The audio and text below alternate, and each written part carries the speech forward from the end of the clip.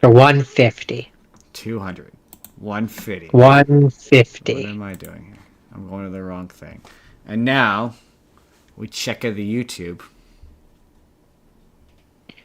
I check the radio. I check it. I check it. Data.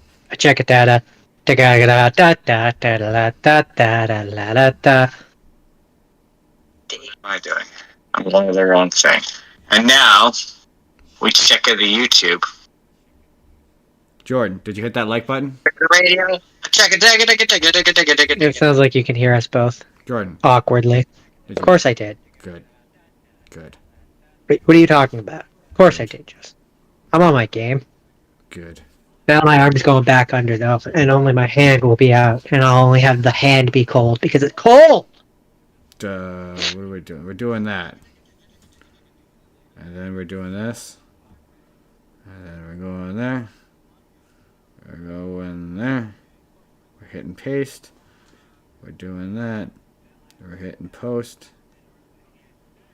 Closing that. We're turning down my volume.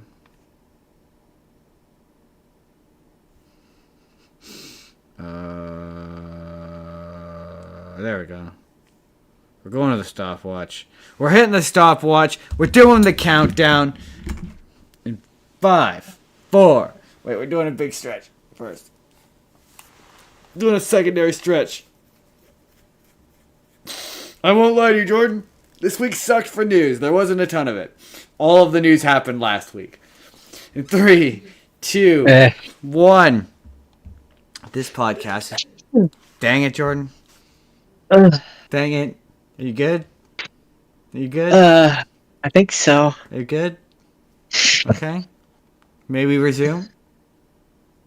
Shut up! Like you've never had to sneeze awkwardly at the time of countdown. In 3. Wait, hold on. I feel it coming again. I swear to disrupting the start of the show. Just so you all know, the show could be starting if not for Jordan. He's a problem. You're a problem.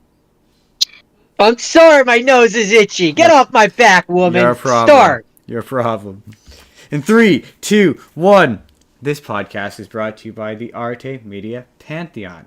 Please head to Arte. Dang, Jordan, let's see what you've done. See what you've done, Jordan. See what you've done. See what you've started. Let's try that again. I blame everyone but me. In 3. Which I guess just means you. I blame you. In 3, 2, 1. This podcast is brought to you by the Arte Media Pantheon. Please head to artemedia.org to see plenty of podcasts from our great friends. And if you would like to start your own podcast, they can provide you with the tools and resources to do so there. So please head to artemedia.org. That's ARETE media.org. Totally flawless. Totally that, for as everyone who listens to, on the audio version is concerned, is the first time. It's the first try. I know, yeah, as far as they know, I never sneezed. Jordan never sneezed, and it didn't take 3 times to do it. This is an alternate universe where that never... Welcome to the Spur of the Moment podcast, everybody! I am your host, the forever, the never-ending, the occasionally ending. I'm Justin Spurr, everybody. I'm joined, as always, by my benevolent co-host. Benevolent? That doesn't feel like the word. It's the incomparable Jordan, everyone. Jordan, how are you? It's the always Arctic, occasionally frozen, usually cold, incomparable Jordan. I'm okay. I'm a little Arctic today. So had to get the old blanket. So before we jump into the news today, of which I would describe it as sparing, well, yeah, I guess on today's show, let's do that first. Let's do what's on today's show. News. We got news. Captain America, Brave New World. Apparently, there's a deleted scene. It answers a question. We're gonna guess what that question is. Fantastic Four. Why is Doctor Doom not in the Fantastic Four, and why is the bad guy Galactus? We can talk about that. I Am Legend news. Minecraft movie. People are being dumb, so we got news about that.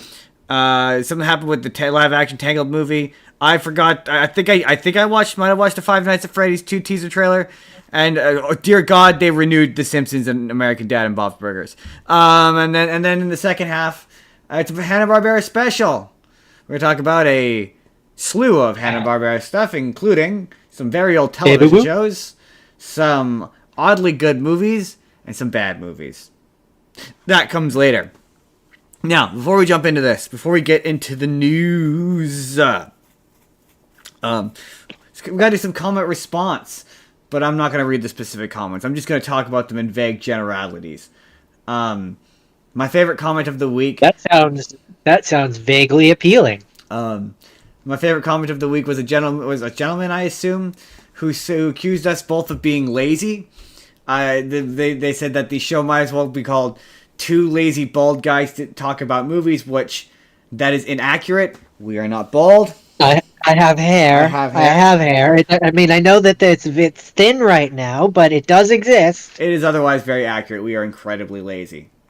Yeah, I mean, congratulations. You arrived at the point of the show. You arrived at Two lazy guys talking about movies. We just talk I'm so lazy. I'm under a blanket right now. We're just two regular guys. And also, we have picked up quite a number of subscribers recently. Thank you for joining us. Thank you for coming along.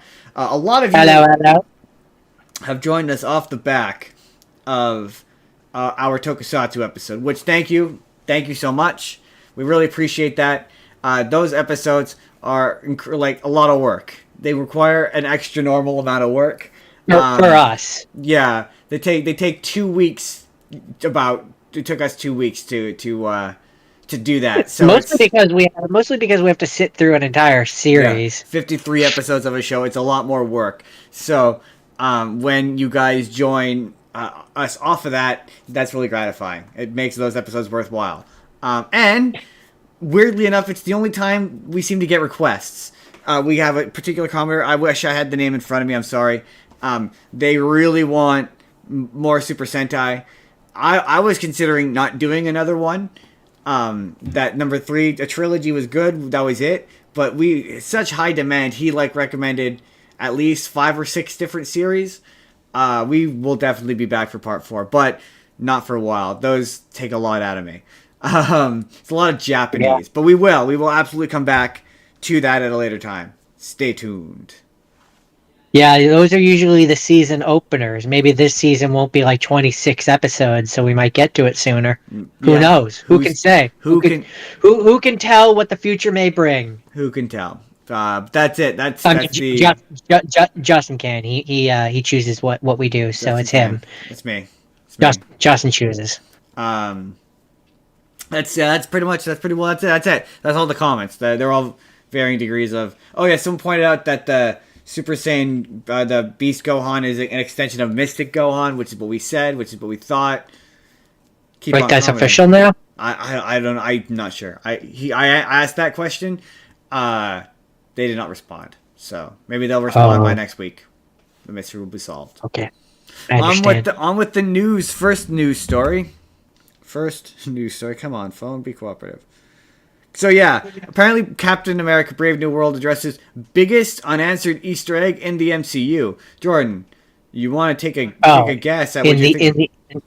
In the MCU, okay. I thought you were going to say this deleted scene answers the biggest question in the movie, which that was going to be a very easy one for me. But okay, biggest in MCU. Where is the Vision, the White Vision? Hold on. Oh, well, that's not very interesting. Apparently, because if you were going to say that it answers the biggest question in the movie, the biggest question in the movie that I think a deleted scene could have answered is why isn't the Hulk there? Like, why isn't the Hulk helping? Or Bruce Banner? Yeah. But biggest in the MCU is a very different thing. I hate to disappoint you. The title of this article is Worded Weirdly. Oh, okay. So I guess this bonus clip more explicitly confirms, but the movie already kind of said it, was that when Samuel Stearns became the leader, like when he got into the lab accident, which we already knew, that's when he gets knocked when he's turning the Abomination into the Abomination, the blood goes into him and his head grows. That's when it happens. Yeah. Apparently this bonus clip just confirms that. I'm like, that's not really Oh, well, I very guess interesting. I guess maybe they felt that they needed to include a scene originally. Probably the thought process was they originally thought they should include a scene because people they were like, well, maybe people haven't seen this movie from like 2012 Oh, probably, where it originally happens, and so we should like explain it in movie. And then they were clearly like, well, no, if they really want to know, they can just go back and rewatch that movie. I'm guessing that's what the logic was. I guess, yeah. I mean, yeah, yeah. It's also older than that. I think it came out in 2008, I think, or nine. Whatever, 2009. You get the point. Um, Old movie at this so point. very interestingly, and in ten and connection. Is that anyway? Relation to our Oscars episode, check that out. That was a good episode. The Oscars have announced that they have created a new category for the Oscars. And Jordan, have a guess what you think it might be. Let's see. Something related to animation, maybe a subcategory of animation. No. I'll give you 3 guesses. Okay. Audience favorite. No. 3rd guess. Something to do with special effects. Oh, you know what? I'll give you 1 more because you're close. Okay, so we're in the range of special effects. Best motion capture No. performance. Best stunts. Best stunt. Achievement in stunt design. Interesting. Okay, well that's boring. I mean, nah, man. There's some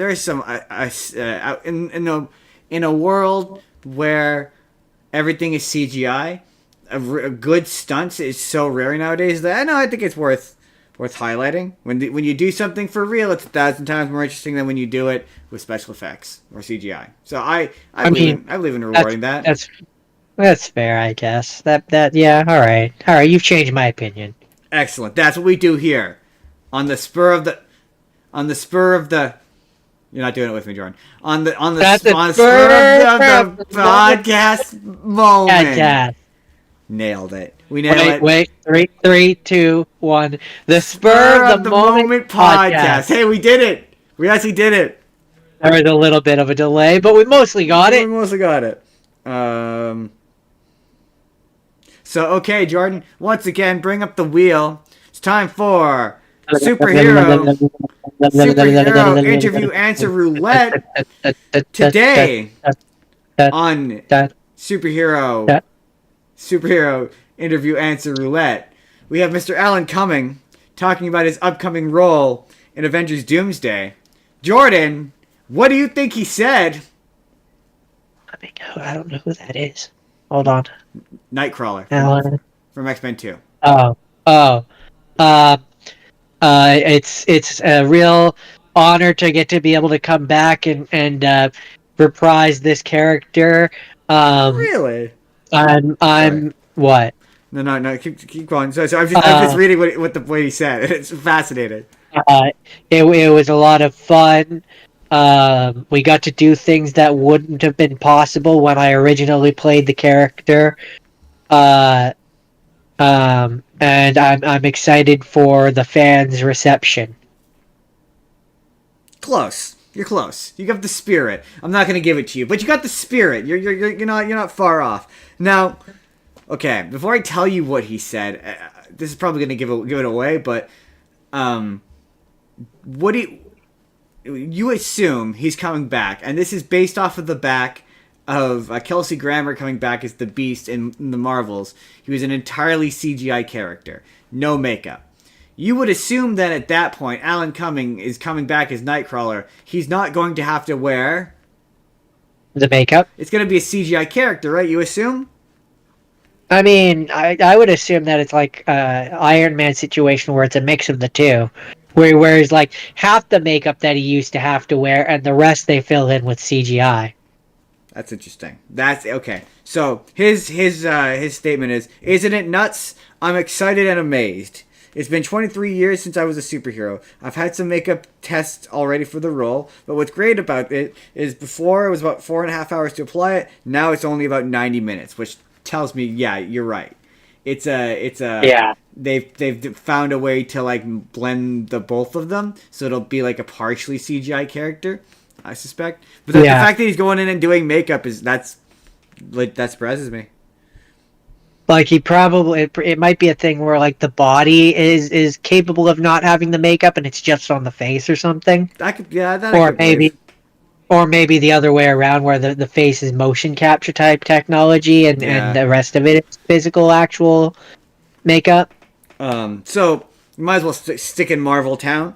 So the director of Fantastic Four was asked why Galactus was chosen to be the villain of the movie over Doctor Doom, and he said, or do you want to, we'll make a guess. What do you think he said?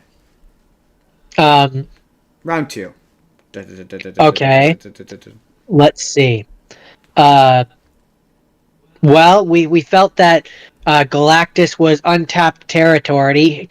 He had never really been done before, and we were interested to do a fresh take on a fresh, interesting character. Um, also, uh, maybe because they knew that Doctor Doom was gonna be played by Robert Downey Jr. and there's alternate universe stuff in there. But I'm guessing mostly the first thing that I said. So you're close. You're close enough. I'm going to give it to you. I'm going to give you the point. Points are made up. The rules don't matter. Anyway, he said that Doom's a great character, but he takes up a lot of air. Other film adaptations have done both an origin story and Doom. We're doing neither, and that allows us to look at them from a fresh perspective. Which good. And that sort of carries itself. It carries an element of what you said with Doctor Doom, which is that they haven't done Doom right. Let's do Doom, not Doom. They haven't done Galactus right. Let's do Galactus right. Yeah. And also, Let's do an actual big purple cartoony version of him first because that fits the style they're doing. right? Also, what this movie looks like is going to happen. This is my guess, and everyone's guessing this is Galactus is going to because a lot of the trailers are like because they showed a trailer at CinemaCon, and it was like we love you, the Fantastic Four. You're awesome, the Fantastic Four. Man, we're so good at saving this planet, Fantastic Four. And they obviously have been announced to be in Doomsday. So the theory is that their universe is essentially going to get destroyed by Galactus, or it's going to get destroyed in some way. Well, kind of what I assumed they were going to do is I kind of just assumed that they were in this version of things instead of Galactus being a world eater. I just assumed he was going to be a multiverse eater, Or something where like it's like that.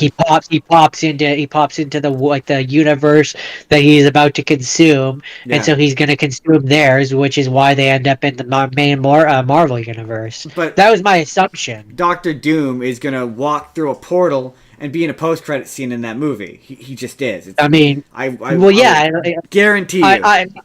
My suspicion or what I could believe they will do is they'll do it where Galactus does his thing throughout the movie, ends up destroying their world, and like they escape into the Marvel universe, and either they'll have it be where the portal will open and Robert Downey Jr. will step out, having just escaped Galactus in his world, thus linking it all together, I can or see he'll that. be from the same world as them, and it'll be he also escaped to this world. Yeah, but yeah, he's gonna be in the end of that movie. Like Yeah. I especially can guarantee you that because they've already started filming Doomsday. Like they're already filming it, and like set photos have already leaked to people in costume. So like yeah, and the Fantastic Four movie doesn't come out to July, so it won't take long to shoot a scene with Robert Downey Jr. and they're in that movie. So it wouldn't take much to shoot, edit, and put together a post-credit scene before that movie comes out and stick it as a tag at the end of that, all the way in July.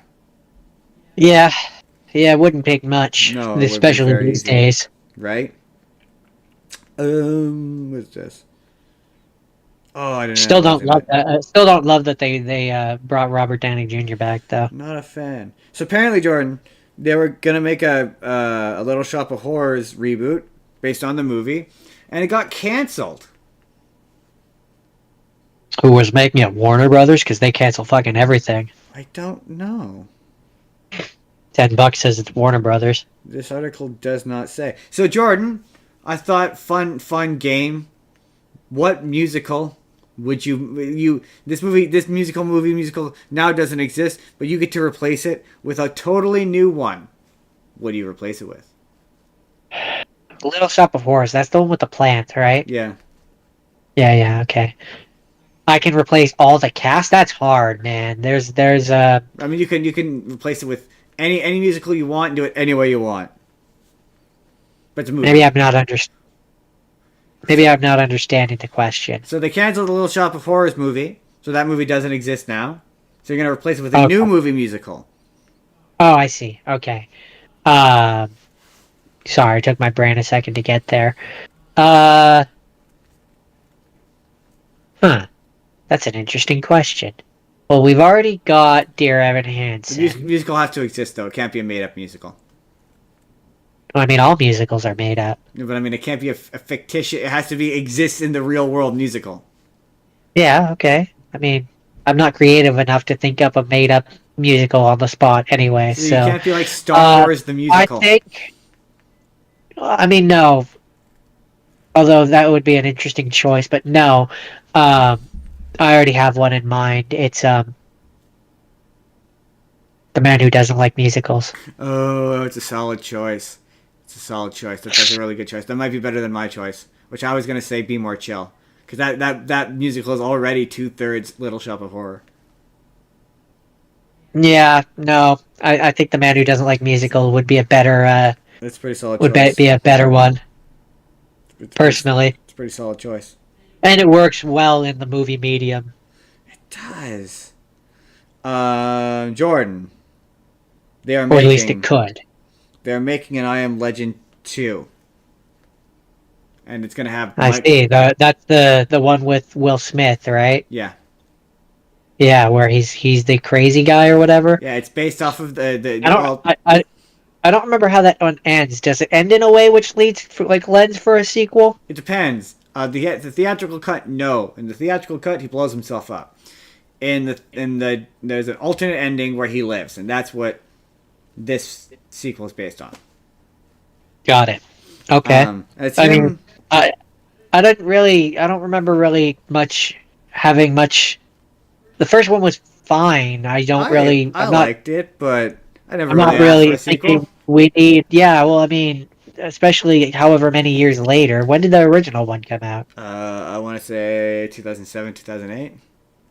Keep talking, and I'll let you know. 2007. Yep, yeah. 2007. So the question it's another example. I think to me, it's another example of a sequel that has come way too late. Oh, for sure. But the question is Michael B. Jordan Will Smith's son in the movie? Let's say yes. Because it just feels like the obvious direction, right? Yes. Oh, interesting. Probably. Interesting. Wow, we're both wrong. Apparently, Will Smith confirms that Michael B. Jordan is in fact not his son in the sequel. All right. Well, there you go. Well, all right then. He is. Well, there you go. Don't you know? He's the head of a new settlement. Oh, all right then. Okay. All right. Well, all right. That's cool. Interesting, even. Apparently, that live action Tangled remake is. Boo. It got canceled, Jordan. So we say. Yay! Wait, hold on. We say to that now. Together now. 1, 2, 3. Good. Yay! No. That was the wrong one. 1, 2, 3. Good. Yay! No. Okay, no. Try one more time. Third time now. Here we go. 1, 2, 3. Good. Yay! Good job, Disney. You did the correct thing. That was objectively the correct thing. Get to the live-action sequels! Take it back to formula. Just out of nowhere, Mickey springs out. Like, back to formula. Take it back to formula. That's what I'm saying. No more. If you're gonna do the fucking live-action remakes, do the ones that were bad the first time and then do them good. Right. Do like a Mr. Toad's Wild Ride. Or like no, that would be a horrifying abomination. It would, and make it amazing. Never do that. No, do like a Treasure Planet or like a Treasure Planet. Or like I I would actually like to see that one live action. Or Yeah. you know what? Do Tarzan. I dare you. Nah, I don't think they can legally. I know. That's why I say I dare you. Or they should do the Atlantis. Just they're rich enough. They could pay any fines they would have to pay. They should do Atlantis, but they should just have the original cast be all the characters, so Michael J. Fox can be Milo.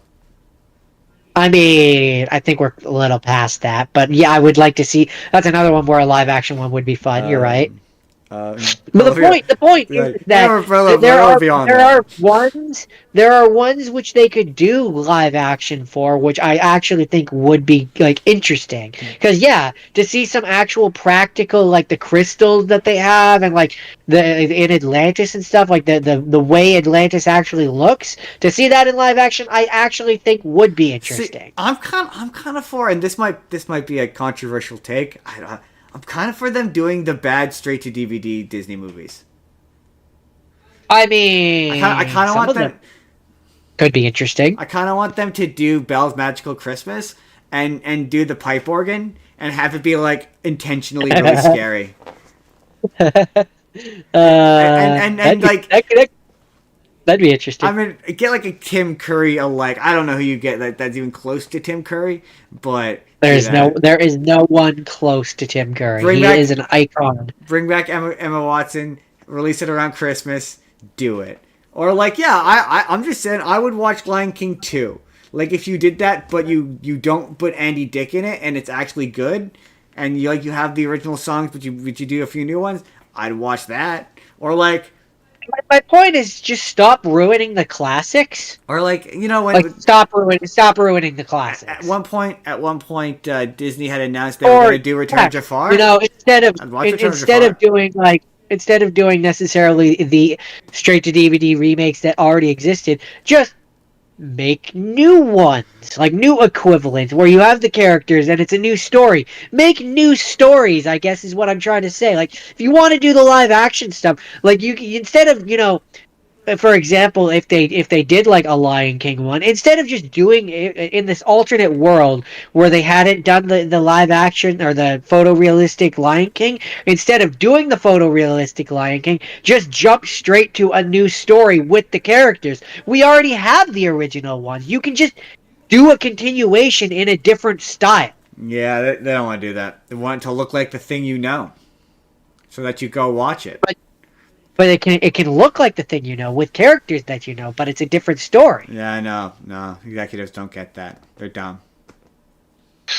That's because the sheep keep going to these things. But I suppose. Apparently not. Except they didn't like Snow White because they were stupid and racist. I cannot say if it's because of racism. I think a great many people it was about racism. I don't think it was about racism for everybody. Sexism, racism, combination, stupidity. Yeah, not all of them were. I mean, apparently the movie was also bad. We'll find out when that movie comes to Disney Plus. That's God intended. Where I will watch it, as God intended. It's God intended. And then we will have Haley on our podcast, and then she can complain about it some more, and then she can get mad at me. To her heart's delight. To her heart's delight. George, remember that movie that we talked about, The Naked Gun? I recognize the name. Was that something you talked about? Was that something you talked about last time? Because I wasn't completely conscious last time. No, it was. I talked about it way before time, and I was describing it to you, and you and I went. You have no idea what the Naked Gun is, do you? Or you have no idea who Leslie Nielsen is, do you? And I still don't, apparently. He's The Naked Gun. What else? Airplane. You know the movie Airplane, where the clip where he's like, "Surely you can't be serious." He's like, "I am serious, and don't call me Shirley." I'm aware of the scene. That guy, the guy with white hair. He's also, that parody of Spider-Man, where it's Drake Bell and he's the Dragonfly. Yes. He's Uncle Ben. That guy. I see. Okay. He's the guy who's in all of the later scary movies. What? I suppose you could just Google Leslie Nielsen. What's his name? Leslie Nielsen. Leslie Nielsen. We're doing this live, folks. Leslie Nielsen. There. Oh, him. Yes, he made a movie called The Naked Gun, where he was a cop, and O.J. Isn't Simpson he was in it. also isn't he also the guy? No, no, that's never mind. That's someone else. Um, yeah, and O.J. Simpson was in it, and I don't think I've ever actually seen the full first one, but they made a sequel with Seth MacFarlane made a sequel with what's his name, Liam Neeson. Made a sequel with Liam Neeson, and it looks Oh, really funny. that's the thing I keep seeing clips for. Got it. Okay, Yes, interesting. yeah, and the joke is that Liam Neeson is his son, and yeah, it looks really funny. Um, Liam Neeson has a great sense of humor, and when he plays it straight, it's very funny. Um, yeah, no, I mean, I'm not gonna go to theaters to watch, but I'll check it out when it comes to streaming. On Um, streaming as God as intended. God intended. So, okay, as you may notice, we don't have a Minecraft review for you, and that's because we couldn't be bothered. Jordan, we couldn't be bothered, right? Couldn't be Eh, bothered. Couldn't really afford it at the we time. have no. Dis- We'll watch it. and Watch it eventually. as it turns out, it was the correct decision because teenagers and kids be awful, and I guess to my basic understanding are freaking the fuck out and in Minecraft at moments and like screaming chicken jockey and throwing popcorn, and people are saying it's like this generation's Become this whole fucking stupid ass thing. yeah, people are saying it's like this generation's Rocky Horror Picture Show, and so uh they're apparently doing special chicken 4DX chicken jockey streams where fans will be allowed to scream and yell to their heart's content. Which, like, I'm for that. If you want to do that, if you want to have a special place where you can go do that, and I can have my place where you shut the fuck up, I'm for that.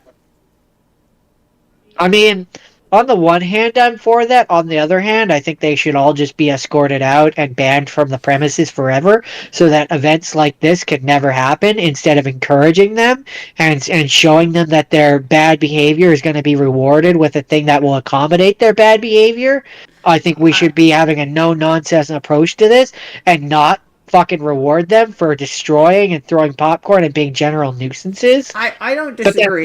just, but that's just the grumpy old man in me who doesn't want children to have fun. I don't disagree, but also, like, they already have special screenings for children, so this just would be another one of those.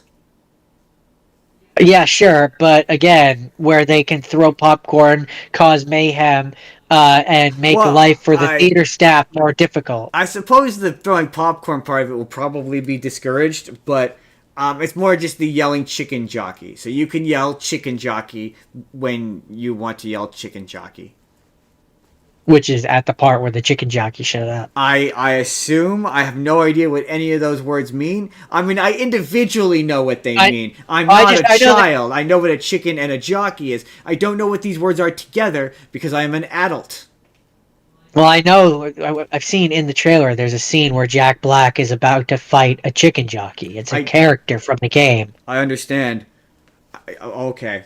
Now that you said that, now I know what it is. But prior to that, I have no idea because I don't play that game. Screaming, the part where they're screaming chicken jockey is the part where that shows up in the movie, and there was the whole article that I read that I know of was like you have people that were throwing popcorn, or people that were bringing like what's that thing where you hold it, silly string, like they were just like creating a mess and being a nuisance, and like there were families that are going to watch this that can't, like, the point is that it wasn't all kids, it was like teenagers who were doing this, who were stopping actual families who were going to watch this movie from being able to finish their movie because like they're throwing pop and stuff. Yeah, well, that's what I'm saying.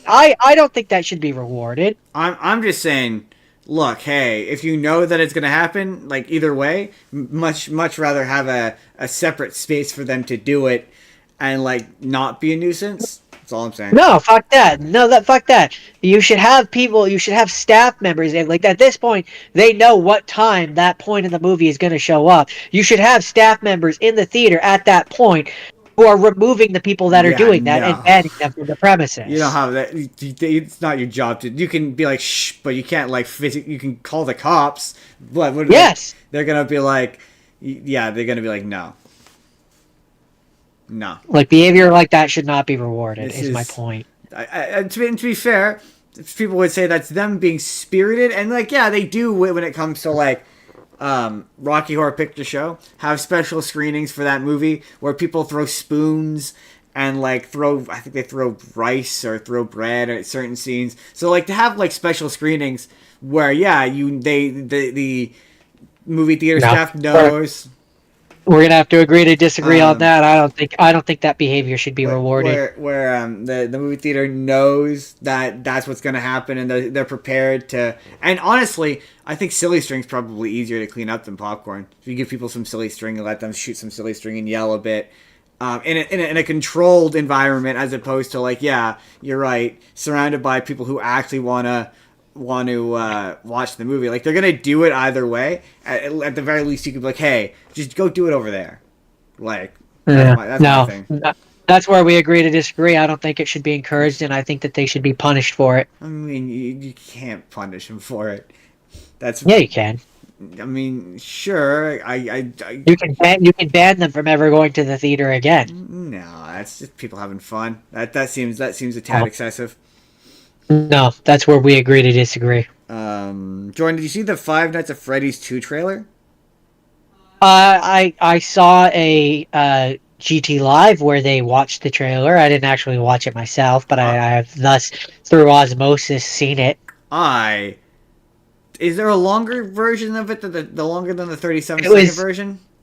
the version that they watched. I think was 52 seconds. Okay, But then we watched the same version where you just kind of see what looks like a different Freddy now. There's a different Freddy. yeah, you see what appears to be Toy Freddy, Toy Bonnie, and you see Mangled in the trailer from what I saw. So is Toy Freddy different from the Freddy in the first one? Yes. And, okay.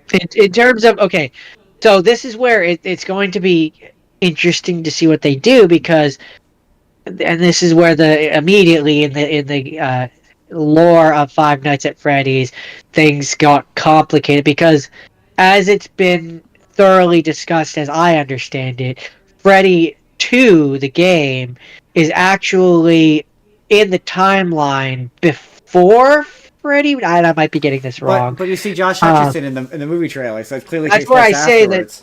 That's where I say the movies will clearly be different from like what the game's lore is, and it'll be interesting to see what But they do. this new Freddy is a different ghost child. In the originals, like in the games and stuff, I don't know if they ever actually. I think so, but I don't know if they ever actually say. I just know that in the terms of the lore, the toy animatronics were created with technology inside them which would allow them to like see the children, and that's where the puppet also comes in, and it's supposed to like it has the security tags on the children to make sure that children aren't going out. So actually, Freddy 2 was a sequel in the games. Maybe it was Freddy 3, which is different. I don't know. It's all complicated and it's hard to keep track of. There are people who are much more successful than me who do FNAF lore for a living, so I'm not going to even attempt to toss my hat in that ring. But yeah, it'll be an interesting one. The practical effects still look good. Yeah, man, they do. They do. I thought, and I've said it before, I'll say it again, I stand by it, that the last movie was really, really bad. But I had a great time. And I will go have a great time with the second one. So here's the thing. If you know anything about Five Nights at Freddy's, at least this is my opinion, then in terms of writing, the movie is pretty on par with like the books, any story that you get out of Five Nights at Freddy. It's pretty on par with it being a confused, unexplained jumble of a mess. It's just a absolute mess. Yeah, so, but I mean, it felt like Five Nights at Freddy's. The characters felt like the characters. They looked like the characters. Like, the practical effects were all there in the first one. So, yeah, I'm definitely interested to see with what they do with a second one. Um, it'll also be interesting to see Oh, if it's like more violent or like as violent. Are they still kind of go for that like we see things off screen but we never actually see it? Like Josh Hutcherson promised more violent, but who's to say? it'll be interesting to see. So yeah, we will watch that one with great With interest, great interest, and then finally, like or an at least old passing interest. an I mean, my old. question is will Ness be back? Are we gonna get to see I mean, Sir Matthew Patrick back? obviously, there needs to be a running subplot where he goes and he gets a promotion, and now he's a manager. He's no longer a waiter; he's a manager now.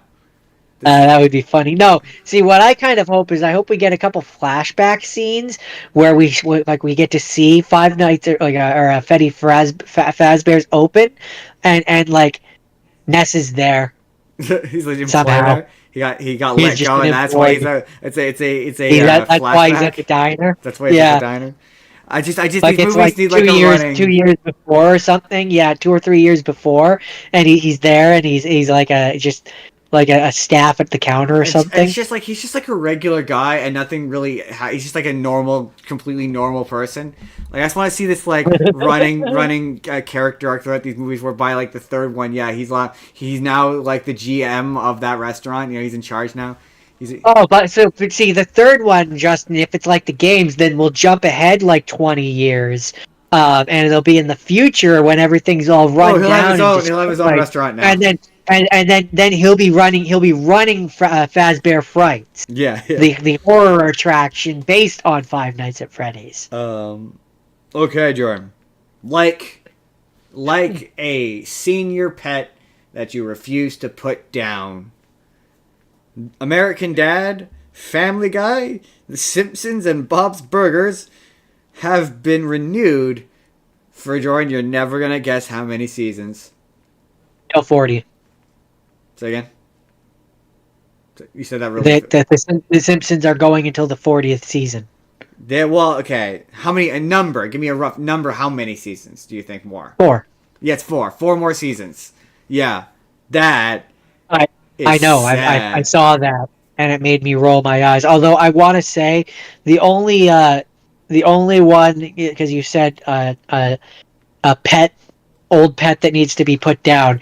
The only show which I personally don't think fits into that category yet. It's not quite there. Is Bob's I Burgers. mean, it's getting there. It's in the double digits. I'm pretty sure. Wait, what season on with Bob Burger? What season are they on? What does this article say? I'm pretty sure they're Yeah, in the double digits. I think they're on 15th. Yeah, and like Family Guy But is like that's on not its 20th. that's not this to me. 15th is not the same as 36th. Oh yeah, I don't know. That's still a lot of television. But you're right. Sure, It's not as but they're quite not. as They're not geriatric as The Simpsons is. I'll give you that. like I would say like if we're giving ages, The Simpsons is like 80. Yeah, Like it's okay. like 80. It needs to It be like needs it to needs to be. be in a home. You need to stop making it work. Family Guy, and like American Dad, they're like 60. Yeah. Like they're Yeah, old. yeah, They yeah. maybe have like a year or two left before they really should stop working. Um, Bob's Burger, I think, is like in its 50s. Yeah. Like it's old, but it's not old enough that it can't work for another 10 years. Yeah, I suppose. Well, yeah, okay, fine. I'll give you. Although I don't know. Not 10, but you know what I mean. Yeah. Like reasonably, I don't know that it needs like 10 more another, seasons.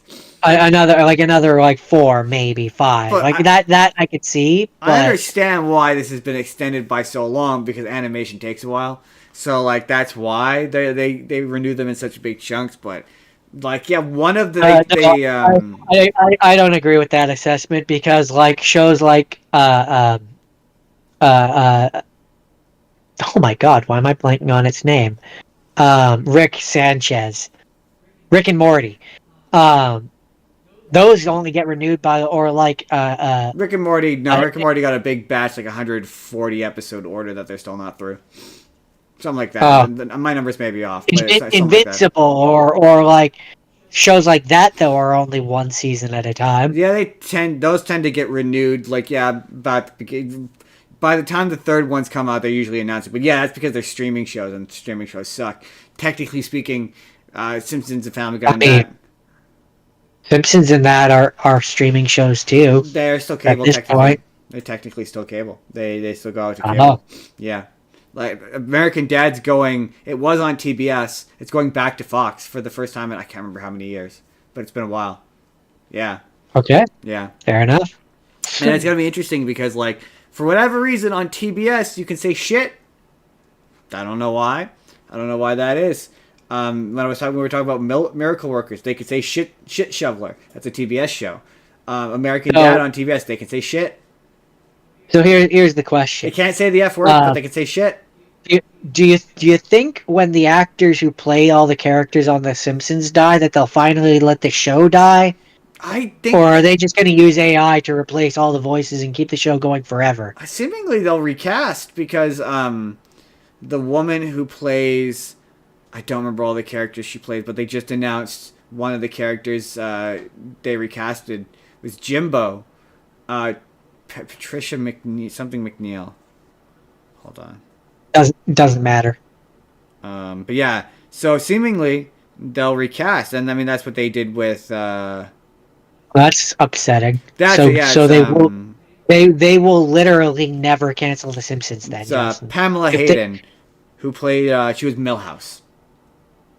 Ew, gross. So Millhouse sounds wrong now. Millhouse. Well, I don't know if they've recast Millhouse, but they recast the Jimbo the bully. Well, if that's the person that plays the same character, then yes, they also they will have to have replaced Millhouse if it's one person. Oh that yeah, they've no. What I'm ripped saying out. is though is I don't know if the person doing the Jimbo voice is also doing Millhouse. Like I don't know if it's the same situation or if it's going to be a different actress or actor. Well, my point is that's Maybe like in a that's person. an irrelevant. That's an irrelevant statement. My statement is that Millhouse will sound wrong because it's not the person that's played them for the past 40 years. Yeah, maybe look at a Who- suitable sound alike. Who they get to play it is irrelevant. It's now not the right voice, no matter what. They might find a suitable sound alike. They can have the best sound alike in the world, but it won't sound right because it's not the same voice. I mean, yeah, okay. And that's really sad to That hear because it means is that the Simpsons not- will never. That means the Simpsons will never die because as these other voice actors, as Homer goes away, they'll just get a Homer sound alike and keep the show going. Here's what I will say. If the Simpsons could go the way of the Hanna Barbera characters, we're going to talk about them in a moment. But in the sense Where that they become timeless. yeah, where it's like there's like five there was like five different people ish, 3 or 4 different people who played Yogi Bear, and it all sounds like Yogi Bear. The same thing with like Fred Flintstone or like those guys. Yeah. If someone could, there is someone out there who can do a halfway. There's tons of them. You see them on the internet all the time of people who can do like really good impressions of these characters. Like a really good example is there's a guy who does. I can't remember what the name of the. Maybe I'll put it in the description. I'll tell you later once I look it up.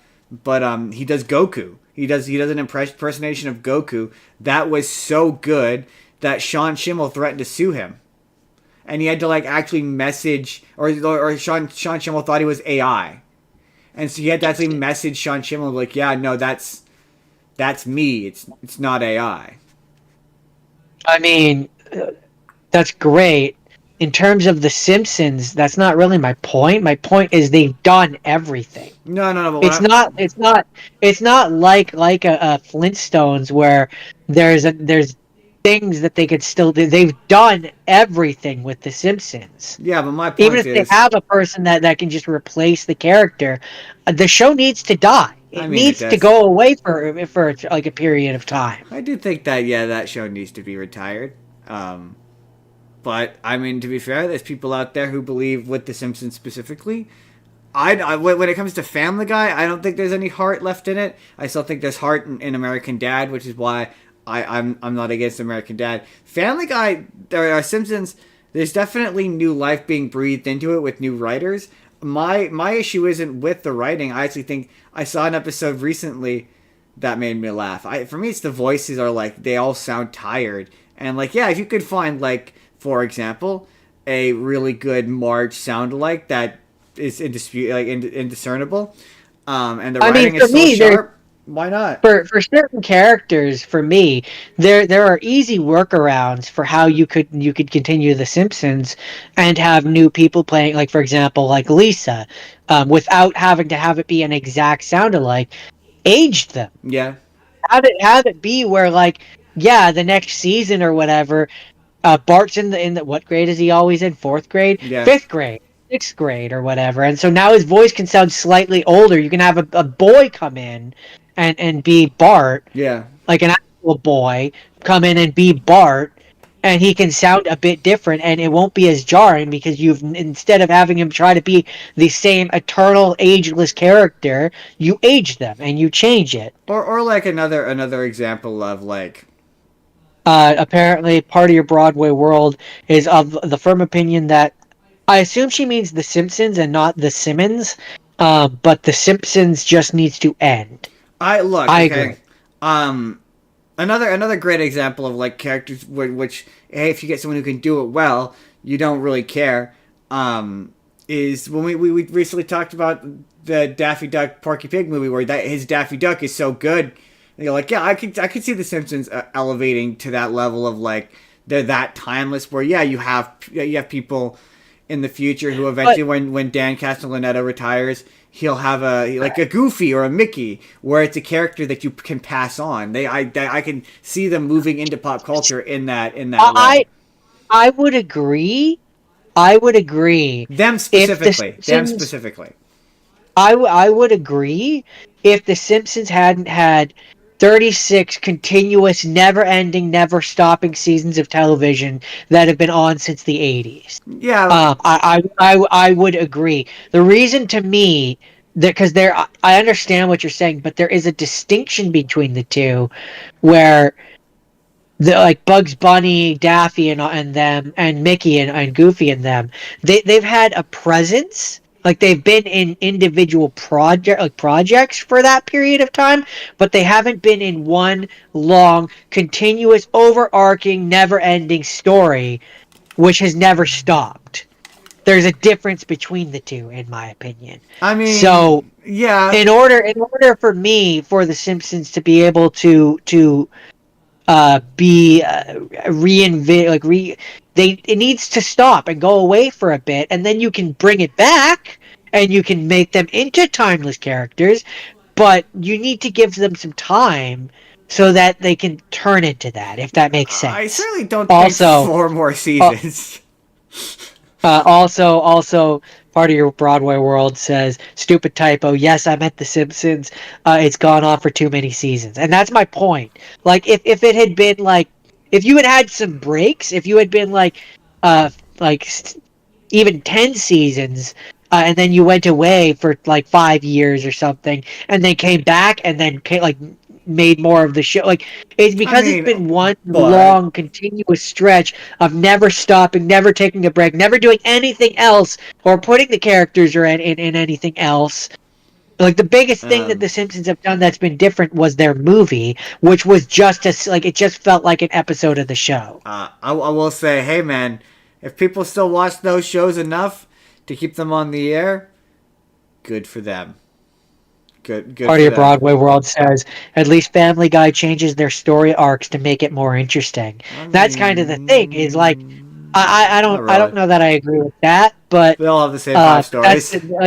that's the thing about the Simpsons though is yeah it's been I will say Family it, Guy hasn't been it afraid don't to take their characters like they do shift their characters a little bit, so like they're not all the same.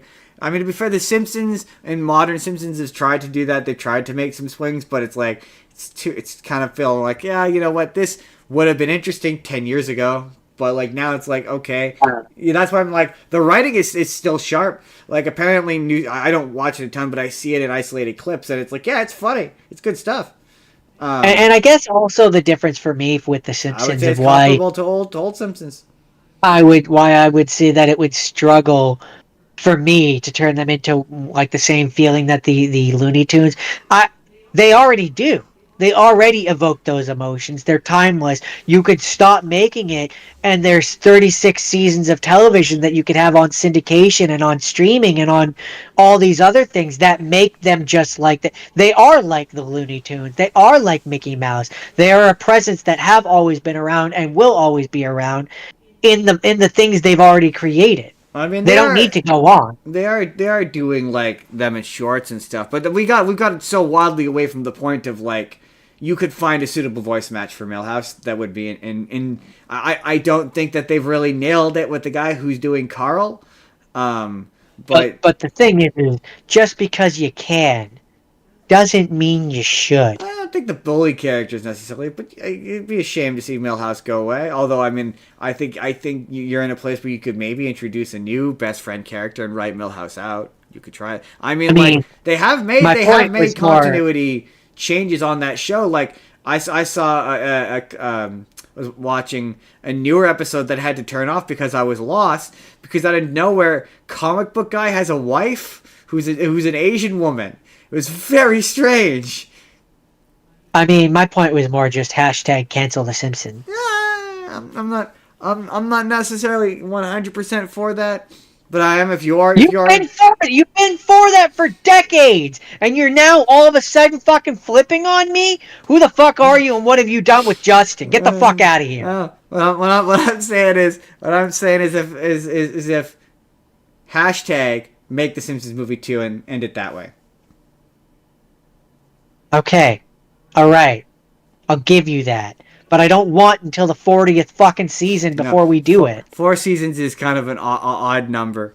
I always every year I'm surprised when they're like, yeah, we're making more. I'm like, oh, right, okay. Anyway, do a Simpsons do a Simpsons movie, have it be where Bart finally graduates to the fifth grade, and then that way it doesn't just fall into the trap of it's something they could do on the show because they would never have them get older on the show. It's true. Have it be that they're finally getting older. Have that be the point, and then have the final scene of the movie have like a time jump or something, or like a montage where we see them through the years, and then we don't have that like that Harry Potter final scene where they're on like where we see them grown up. We just have the montage of them growing older, and that's the final scene in the movie, and it cuts to black. All right, I accept that. On to the sponsorship section, Jordan. Today's episode, I forgot to put it in the description, which I will do later when this episode ends. Is brought to you by Audible. See, I don't know if you guys recall how last week we said our power was out.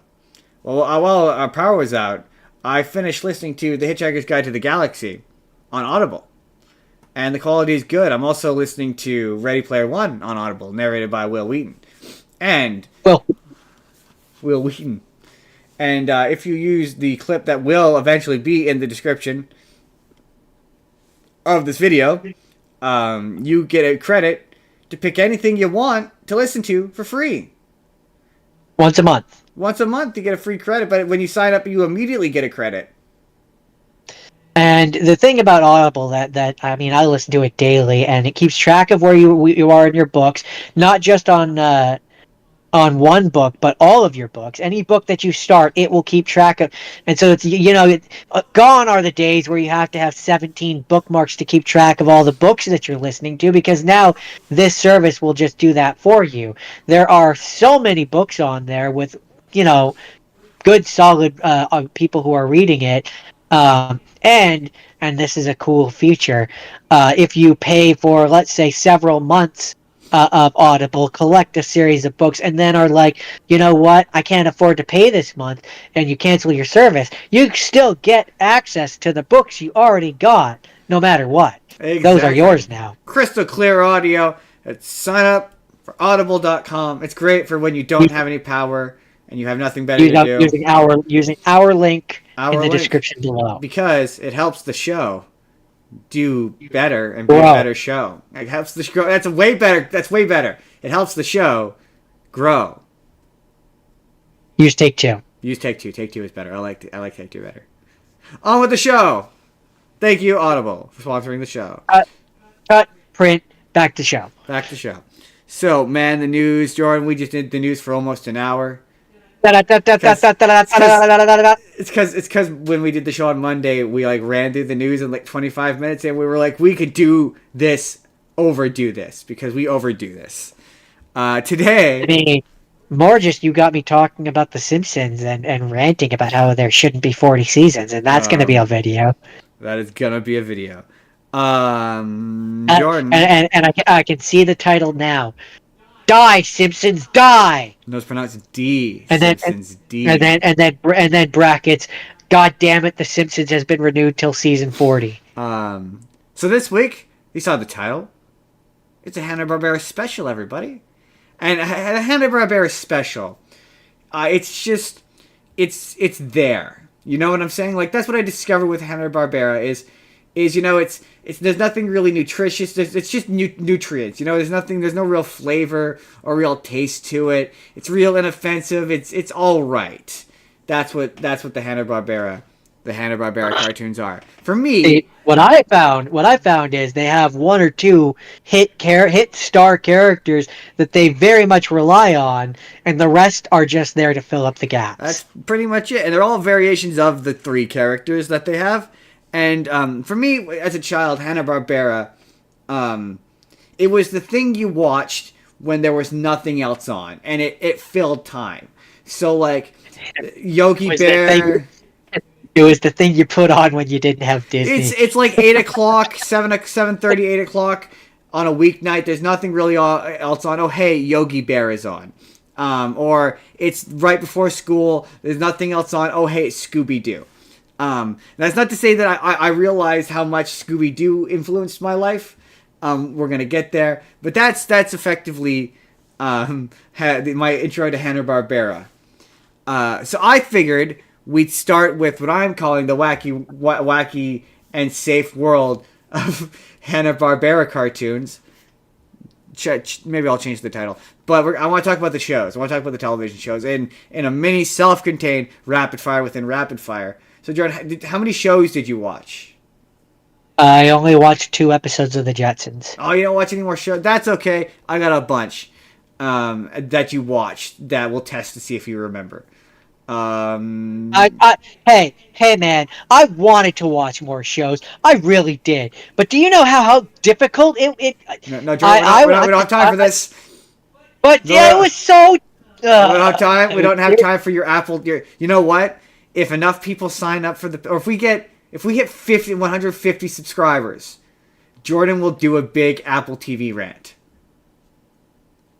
I'll do it. There. Believe me, I will do 150 subscribers, Jordan will get on here and do a big Apple TV rant. Well, we'll certainly record a video that maybe we'll upload. No, he'll do it live in an episode of the podcast.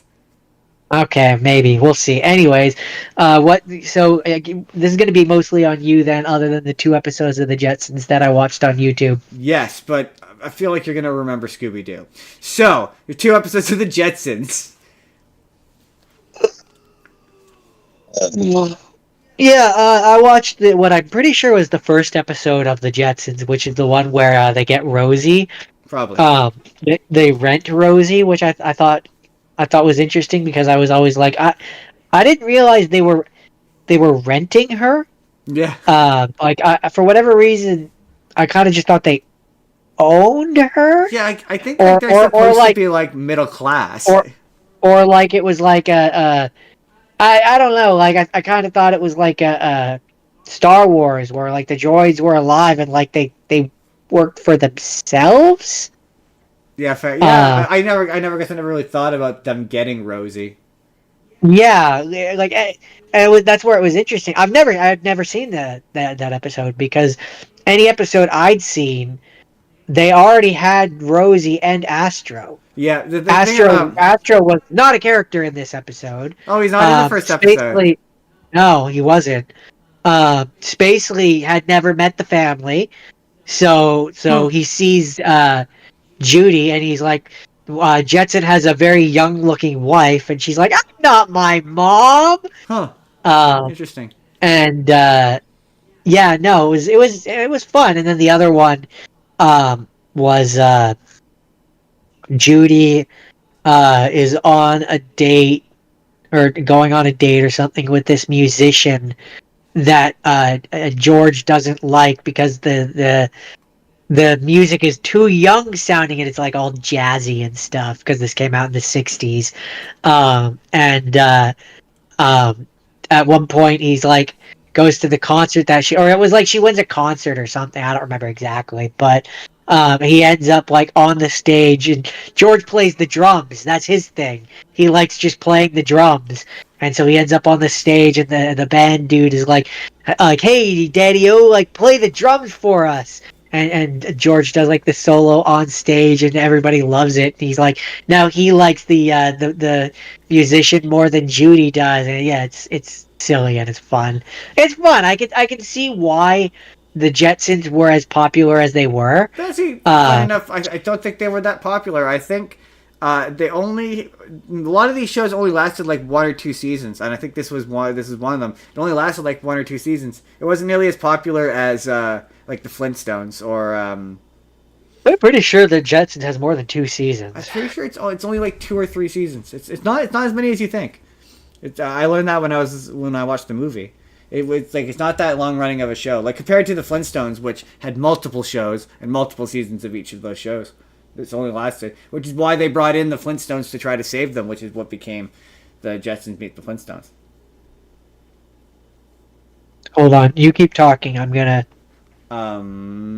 Yeah, the Jetsons are very funny. They're one of those like '60s Hanna Barbera cartoons, which kind of paint a particular picture of the 1960s as being a particularly safe era of time. They are Three, very three, 3 seasons. 3 seasons, yeah, not that much. First season had 24 episodes. Second season had 41 episodes. Um, and the 10th season or the third season only had 10 episodes. Also, as an aside, and this explains a lot, um, the reason why we probably know mostly the second and third season is because that's the season that's in syndication. Yep. First season is not. Yeah, that's the thing with Hanna Barbera cartoons is they were cheap and easy to run into syndication, and they're great for blotting out block to television when you need to take up time, because, and this is the thing about I discovered about Hanna Barbera cartoons is a lot of them are like characters from previous shows that now have Yogi Bear didn't start off with his own show. He was a character on the Huckleberry Hound show.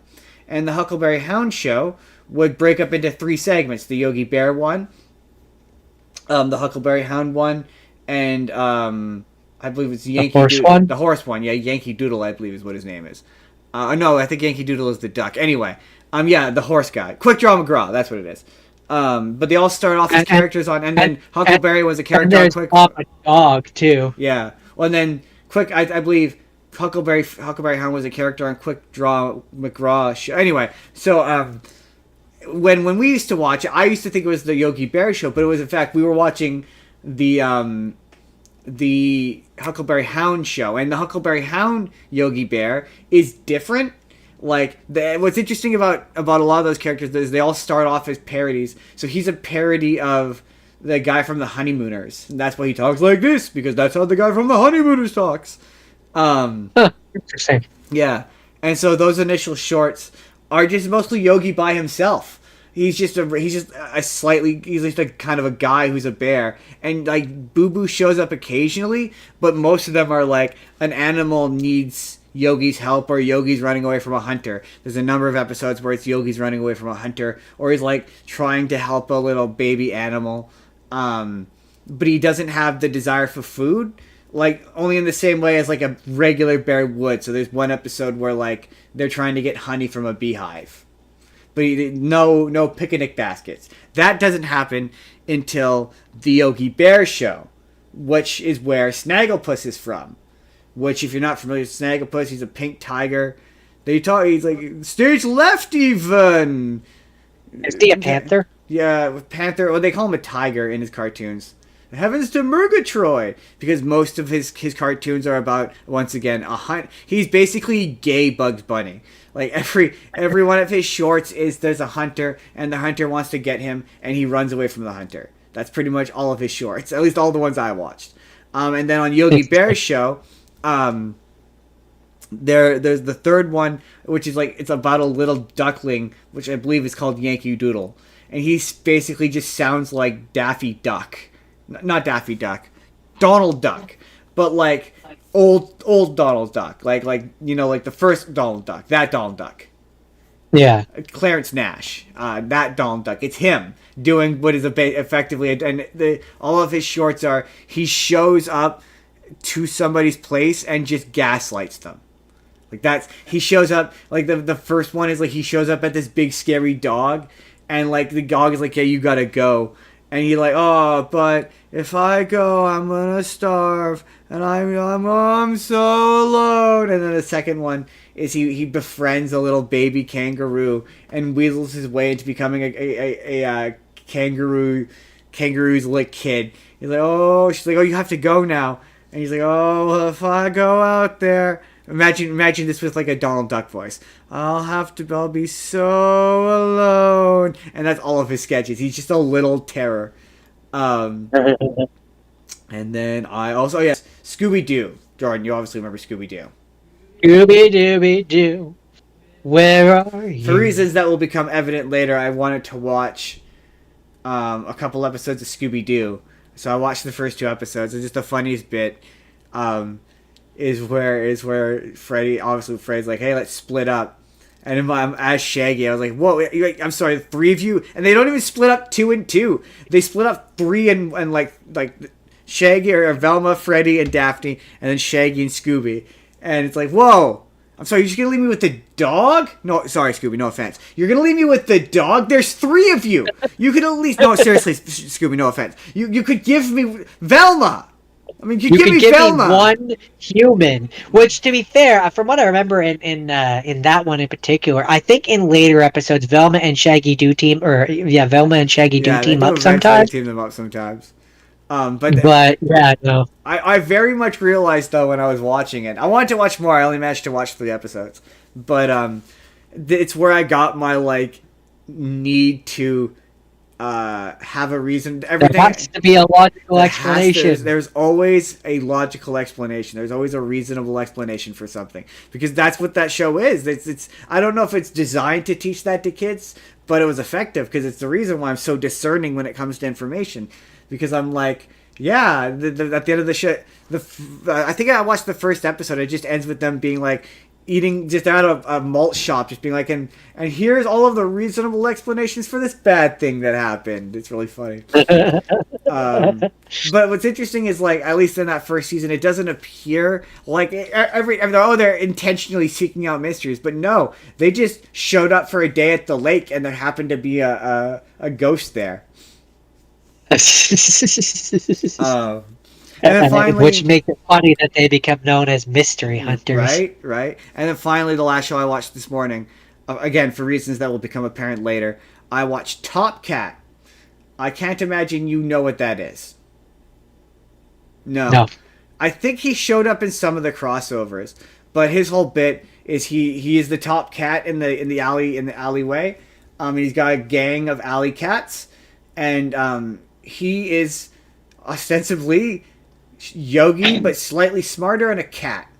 And his whole bit is, they get into shenanigans, and the episode's kind of formatted as it opens with a point that's later in the episode, and then it shows how they got to that point. So, like, the second episode, it opens, they're on a cruise ship, or they're in like a ship's hold, or that might have been the first episode. Sorry, that's the first episode. They're in like a ship's hold, and they find money, and then it does the theme song, and you find out how they wound up in that ship's hold and where they got the money. And it turns out that the money that they found is counterfeit money, and a criminal snuck the money on, and one of the guys in the gang member won a trip to Hawaii, and the reason why they're on the boat is because the rest of the gang tried to sneak onto the boat so they could also go to Hawaii. And the whole thing with Top Cat is he's like really charming and really smart. Like that's his whole bit. He talks like this. He's like a hustler kind of guy. He wears Got like it. a fedora. And so yeah, so he manages to they have a running gag where he's like, "Oh yes, you have a wonderful voice. You have a wonderful voice, but with the acoustics being what they are, I need you to back up for me, a little farther now, a little bit farther." And in the first episode, he does it with with the dock captain, and the dock captain backs into the water, and then they sneak onto the boat.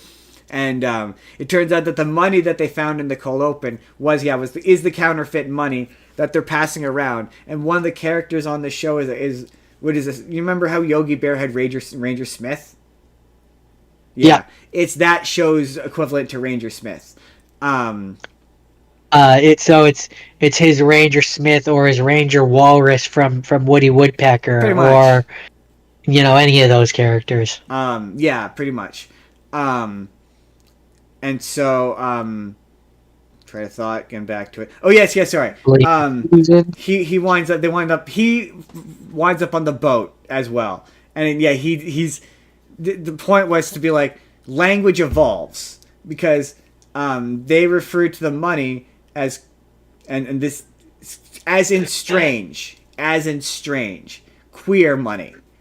And then he keeps going, I gotta find that queer. I gotta make sure that cop doesn't see that queer money. And I'm like, oh, language evolves. But it's quite good. It's longer than the Yogi Bear and the Snagglepuss ones. It's queer money. It's queer money. And it's 20. The episodes are 23 minutes apiece. And honestly, it's a pretty funny show. I was actually kind of enjoying it. I'm like, this sounds getting pretty good. Top Cat's really fun, and I'm really enjoying it. And as I was talking about Top Cat, I completely forgot. The other part of this was I watched a few episodes of, and this is a show you definitely have to remember, Wacky Races and Laugh Olympics. And that's what made me go back and I wanted to watch some of these shows. That's where this was all leading to. I watched an episode here and there of a few things because do you remember let's start with the Laugh Olympics. Do you remember the Laugh Olympics? So is that the one where they're racing? No, that's Wacky Races. The Laugh I Olympics, remember Wacky Races. I don't remember the Laugh Olympics. The Laugh Olympics is you've got the three teams. You've got the Yogi Yahooies, the Scooby Doobies, and the Right. the Rotten.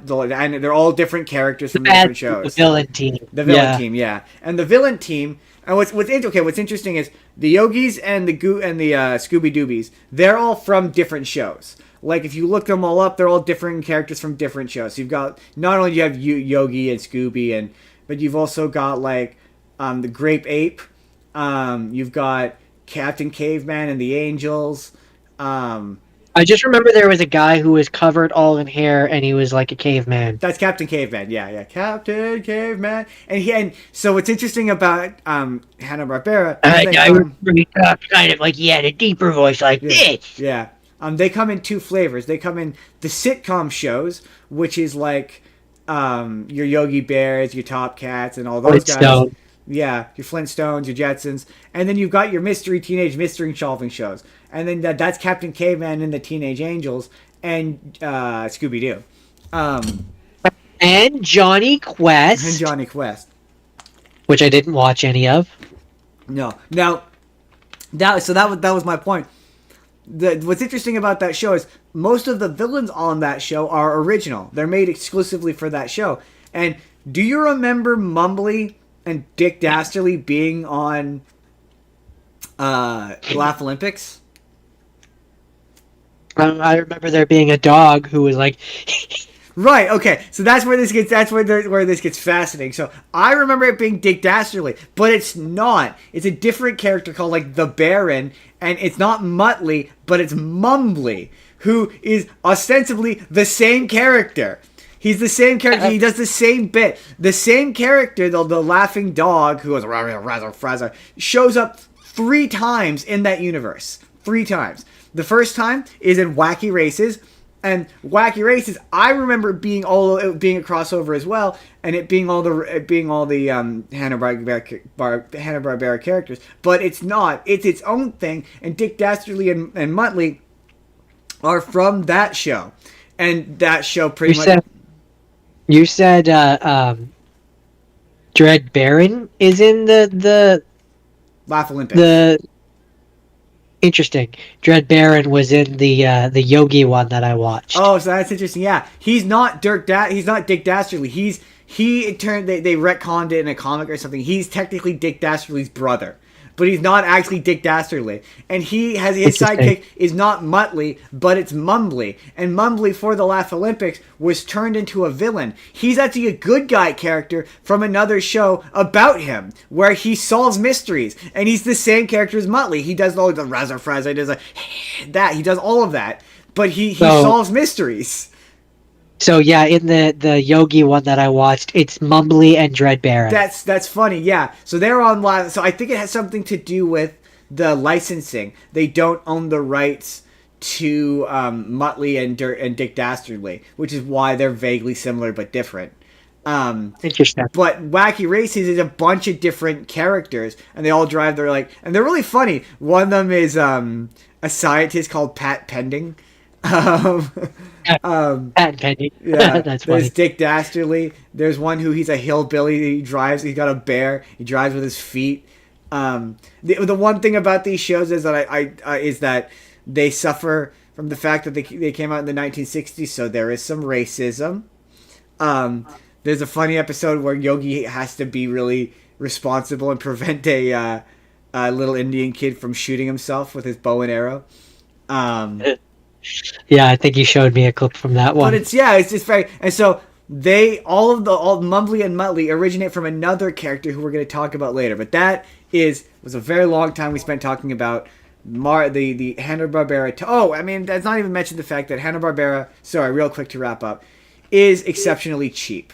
That is the difference between it and what makes it safe. What makes it easy and what makes it easy to run its syndication is it's cheap. Every episode's exactly the same. Every single one. So every episode of Wacky Races is they go on a race and there's slight variations. There's the running backgrounds are all the same. It is very cheap.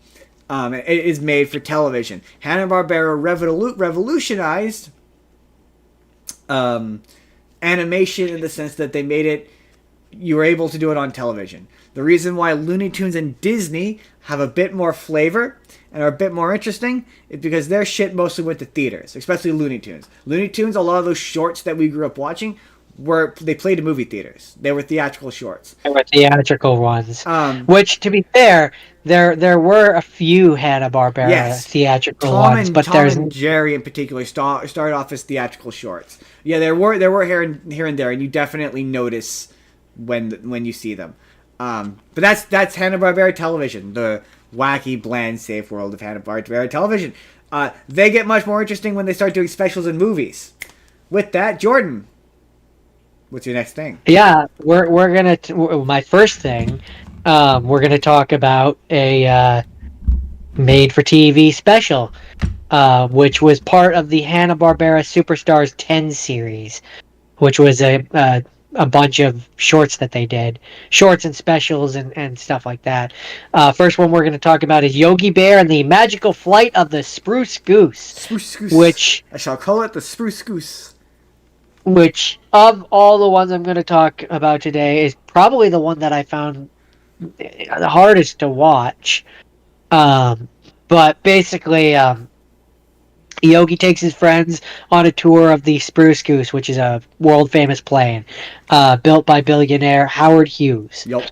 While touring, they accidentally start it up, and then, it's your typical TV special where they go from place to place, kind of giving little stories and stuff. So at one point, they're in the Antarctica trying to save these animals. They end up on an island where previously mentioned bad guys are trying to get gold. And it's fine. It's fine. it's always fun getting to see these characters together, but it's not. This one's not really anything too special as far as I'm concerned. Uh, it's fine. It It's felt fine. long. Oh no, it's Um, never a good thing when the cartoon feels it long. what the interesting thing that I'm just learning about it was that it was released in 1987, which I would have guessed earlier, just based on animation, based on story. Like I would have thought earlier. Fair Um, enough. but it opens up to this song where it's like da da da da da da da da. Justin, future Justin put it in here. Um, and uh, when you hear that and you hear the song and you see the animation, you know exactly what you're getting yourself into for the next like hour and 20 or something. I don't remember exactly how long it is, but too long. 92 minutes. Um, uh, you know exactly what you're going to be getting yourself into, and it's pretty much everything that you think it's going to be. All right. All right. Is that it? That's really have to say about Yogi Bear and the magical flight of the spruce goose. Um. So okay, when it comes to Hanna Barbera, look, we've talked about it. I'm really more of a Scooby Doo guy, and it was really difficult to prevent my list from entirely becoming Scooby Doo. But I would say that this first movie on my list is not a Scooby Doo movie. It has a Scooby Doo title, but it's not a Scooby Doo movie. It is a movie called Scoop. It came out in 2021, I believe. It is an animated movie, and it is it's an attempt to be a reboot, where Scooby and Shaggy, upon the advice of Simon Cowell, are upset, and they go off on their own, and they get picked up by the Blue Falcon, who is not the Blue Falcon, but in fact the Blue Falcon's son Brian, and Dynamite, and they are trying to stop Dick Dastardly of Wacky Races from getting 3 skulls so that he may open up the portal to the underworld and free Cerberus. Because, as you find out later in the movie, he accidentally left Muttley in the underworld. And so he's trying to rescue Muttley. And there's a fun cameo where they fight Captain Caveman, and it drastically misunderstands. Its number one flaw is it drastically misunderstands all of the characters it's trying to do. It doesn't understand Captain Caveman. Captain Caveman is played by Tracy Morgan and is completely articulate. It doesn't understand Shaggy or Scooby. Shaggy and Scooby are neither scared. Like, Shaggy sacrifices his life at the end, and Scooby is like he has a lot of they have a lot of jokes that are like really articulate from Scooby. He's way too smart. They play Captain Falcon, Blue Falcon as cool, and like it really feels like they wanted to make this. It feels more like a Wacky Races movie or a Hanna Barbera movie than it does a Scooby Doo movie. But they were too scared to let it just be its own thing, and so they tried to make it a Scooby Doo movie. But they're not. It's not really a good Scooby Doo movie. Interesting. No, don't have any questions. Oh, Any that's questions? interesting. Yeah, I mean, it's not to say that like it's not fun. Like I laughed. There are moments that are funny, and like it's not unenjoyable, but it's frustrating how like there are a couple of quite funny lines from Fred. Like Zac Efron as Fred is pretty good. Shaggy sounds awful. Scooby Doo. Yeah, Zac Efron and Fred? yeah, he's pretty funny. He's got some funny jokes. So wait, now I do have a question. This is an animated one, Yeah, right? yeah, he does the voice of Freddy. Yeah. They didn't have Frank Welker come in and be Fred? No, it's a stunt cast, celebrity voice cast kind of deal. Okay, I don't know why, but for whatever reason, I was picturing it as an older one, but this is a modern one. This is the last one. Okay, Yeah, the last interesting. movie. Yeah, it bombed horribly. They were gonna make a bunch of. It was gonna leak because there's a bunch of concept art of like I can't remember. I think No, maybe not. No, maybe I'm wrong. I think there was concept art of like more of the Wacky Racer characters were gonna show up, and it was initially gonna more explicitly gonna be a Wacky Races movie, and then they like in rewrites changed it to be a Scooby Doo movie, which is why Dick Dastardly is the bad guy, and he's changed completely. That it also fundamentally misunderstands him because he wins constantly in that movie where he constantly gets. He gets all three skulls. He constantly outsmarts and one-ups all of all the good guys over and over again. And that's just not what Dick Dastardly is. He's a bumbling idiot, and he fails all the time. That's the gag. For your benefit, he's the Baron from that one special. Like he's incompetent. He's a boob. Like that's the gag. That's the joke. He specifically he reminds me of from Meet the Robinsons bowler hat guy. Yes, similar idea. Yes, where he's an idiot. Like he's not supposed to be a hyper competent villain, so it doesn't really work. Like it misunderstands that character. Like it's a pretty funny movie. Like I said, there's some really. I think I mentioned the one where he's like they're fighting Cerberus at the end. Like even it also drastically misunderstands Dynamite. Dynamite is played. You remember Dynamite, right? I remember Dynamite. Yeah. He's played by Ken Jeong, and he's a super hyper serious, like pointy metal robot character that's like super smart. No. What he is, from what I remember anyway, is basically a combination between Scooby, Astro, and a robot. Yeah, pretty much. Like the thing with dogs in the Hanna Barbera universe is they're all varying degrees of Scooby Doo. So yeah, you've got Astro, you've got Scooby Doo, you got or Astro. You got Asteroid I think came after Scooby Doo, and Scooby is basically just he Ruh-roh, he does that. But he's not. Yeah, but he's not like Scooby Doo in personality. He's too brave. No, yeah. I more meant in cadence and like representation. It's sort of like how like. Yeah, those three dog characters are basically Muttley. Where was I going with that? Train of thought. Lost my train of thought. Come on. Oh my god. Stop being difficult. Sorry, hold on. Muttley. Oh yeah. Astro Boy. Yeah. It's just yeah. I liked it more this time, but that could be because I appreciated all of the Hanna-Barbera stuff. But like, it's an alright movie, but it's a bad Scooby-Doo movie. Is my final point. I mean, that's because it's not really supposed to be a Scooby-Doo movie. It doesn't right? seem. No, it doesn't really seem like it. I think if they had kept it a Wacky Races movie and Scooby-Doo or like I sort of laugh. Clearly, they weren't confident if they put a Wacky Races name on it that it was going to get butts in the seat. It has the vibe of like they thought that they needed Scooby-Doo to sell it, and to my knowledge, it didn't do very well. I did not watch it in theaters, even though I was nominally interested in it, moderately. Anyway, that's it. That's all right. So, yet again, we dip our toes into the Hanna-Barbera Superstars 10 series of specials. And we are going to talk about the good. Sorry, I should try and do the good, the bad, and Huckleberry Hound. I don't really. Isn't his thing like he just happens into circumstances? Like that's his whole bit.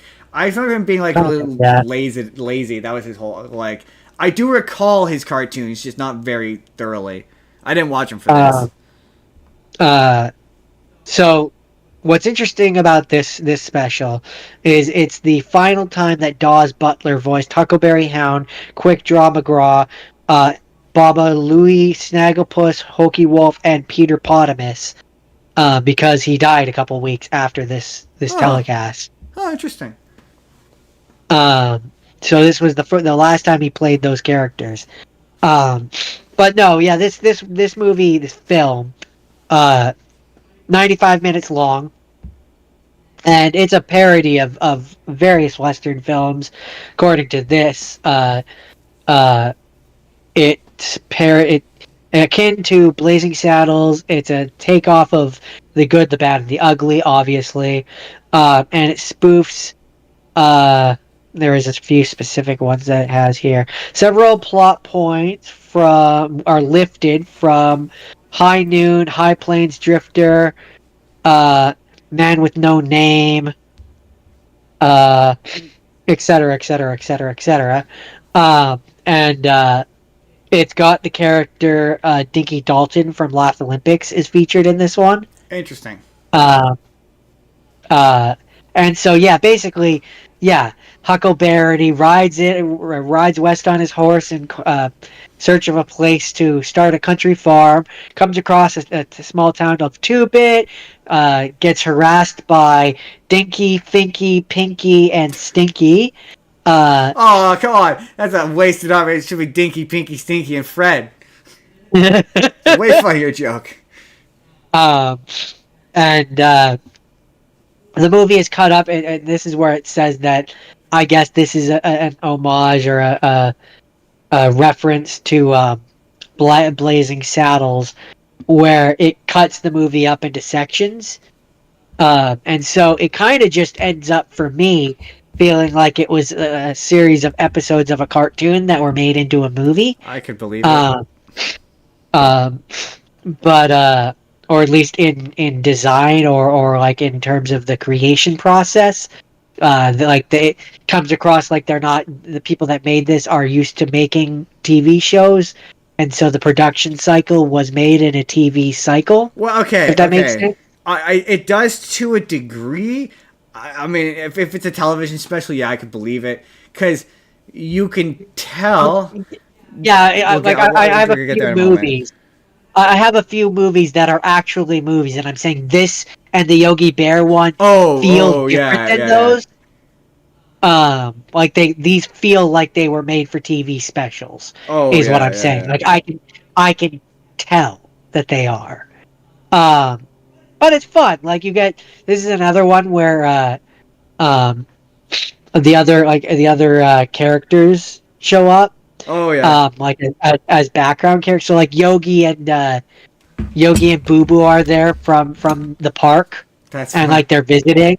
Snagglepuss is a character that like he's a character in town as another like he's named as another character, not Snagglepuss. Oh, that's fun. You got like characters that show up in this are Yogi Bear, Quick Draw McGraw, Snagglepuss, Peter Potamus, Baba Louie, Hokey Wolf. You got. Are there any other of the well-known ones? Pinky Dalton, obviously. Who else? Boo Boo, Mr. Peebles. Mr. Peebles. A bunch of the different characters that are well known within the. Apparently in cameo appearances in the audience of a certain scene, you have Snooper, Muttley, and Doggy Daddy. But yeah, I mean it's fun. It's how much you're gonna like it is really gonna depend on how much you like westerns. Yeah, fair enough. It's making fun of westerns, so it's enjoyable, but it's better than the Yogi Bear one. Also fair. It's less like this one, the Yogi Bear one. It wasn't strictly educational, but like they're talking about a real plane and like, you know what I mean? Like that one. It felt educational, and in children's cartoons, that's a sin. Yeah. Unless it's Schoolhouse Rock. It's the only time it's not a sin. This one doesn't. Like this one feels more akin to like a Looney Tunes. Fair. Whereas that one feels more akin to a Looney Tunes. Bugs Bunny tells you not to smoke a joint. I would say that with some of these they do, the more like Looney Tunes-esque they feel. But also I did enjoy Top Cat because it was a little smarter than a Looney Tunes cartoon. It like he resolves his conflicts with words a lot of time, and like in the space of children's cartoons, I was like, there's some variation there. As an aside, it was not his last appearance for the gentleman Dawes Butler. It was not his final appearance of Yogi Bear. That would happen a couple weeks later or a couple months later, in November of that year, in Yogi Bear and the Invasion of the Space Bears. Huh. That was his last appearance of Yogi Bear.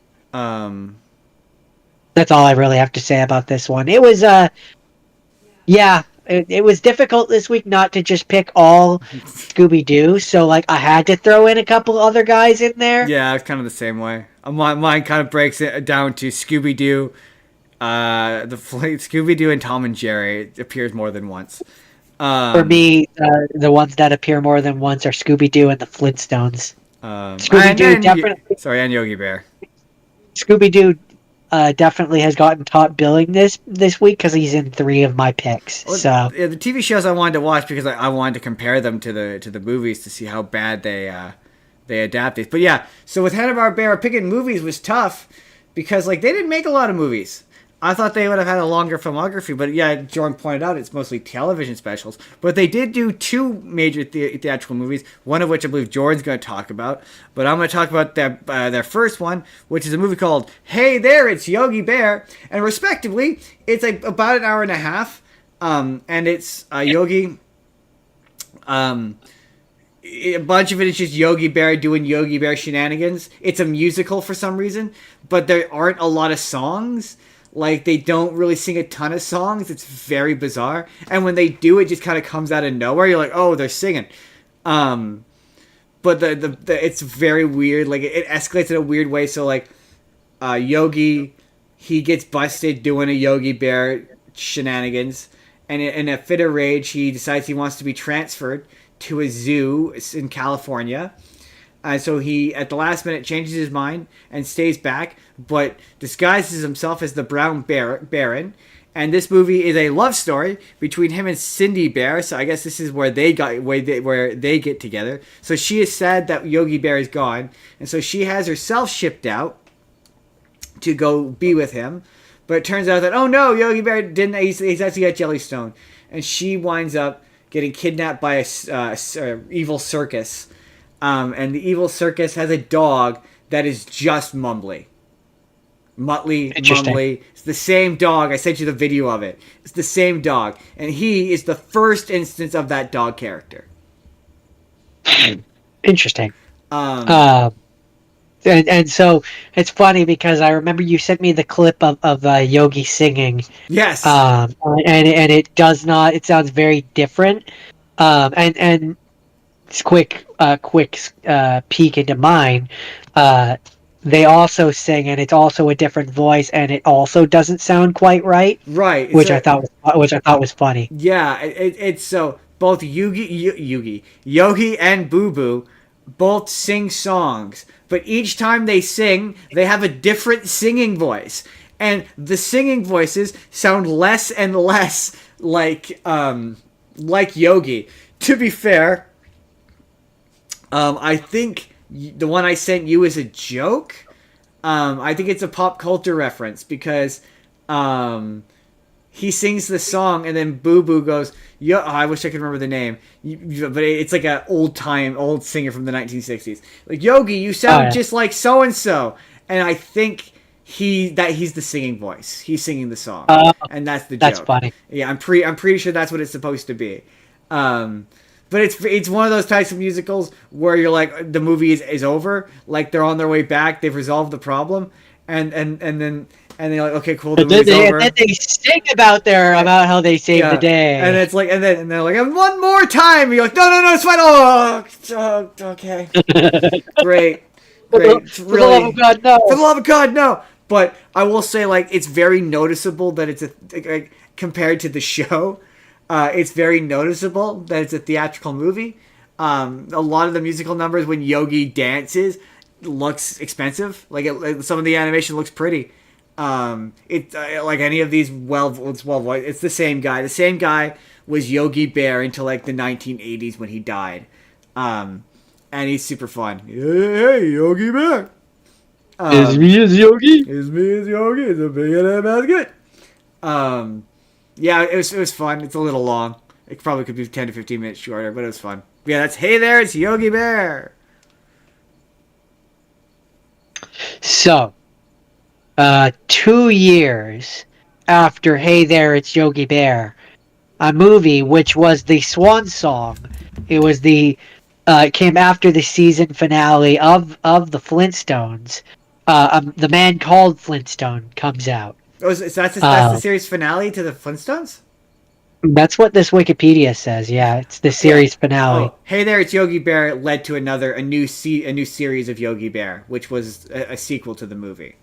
Because the movie, I should say, Yeah, real quick before we jump into that, the movie ends with Ranger Rick becoming head ranger, and the show's about Yogi Bear going on adventures. But it continues off of that. Anyway, continue. interesting. Yeah, no, this one was a swan song. Immediately following the end of production of the show, the film was released on August 5th, 1966, 4 months after the series Pretty ended. sure it's their first movie. It's either mine or yours is their first movie, and Yours is the first. yours. That's why I said 2 years after Hey There, It's Yogi Bear comes out, Right. this came out. And it's a spy film. It's a So spy it's film. it's you've got a guy who looks exactly like Fred Flintstone as a spy, and then wham bam, he gets knocked out, like out of commission, and then Fred has to take his place, and it's a lot of fun, and I definitely, this is where I say I immediately could tell the difference between this and the two made-for-TV specials Oh yeah, that that definitely. that I had previously talked about.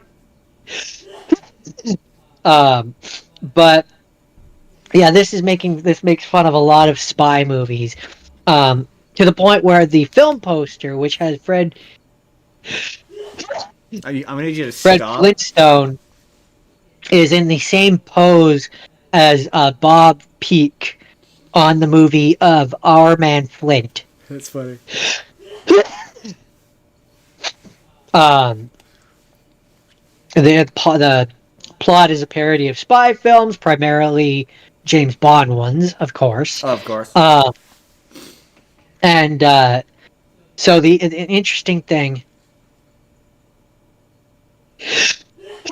You have to stop. I'm dying. Why is it the second I have to start talking? Um, the interesting thing is that Henry Corden, who is Fred's singing voice in this movie, would go on to fully assume the role of Fred following Alan Reed's death in 1977. Oh, interesting. Are you good, Jordan? Are you good? I don't think so. But yeah, no, this movie's fun because, like, so at one point, they take a flight to Stone Age Paris, where you have the Stone Age version of the Eiffel Tower, and then they end up in Rome, and Good. They're it's They're a modern Stone Age family.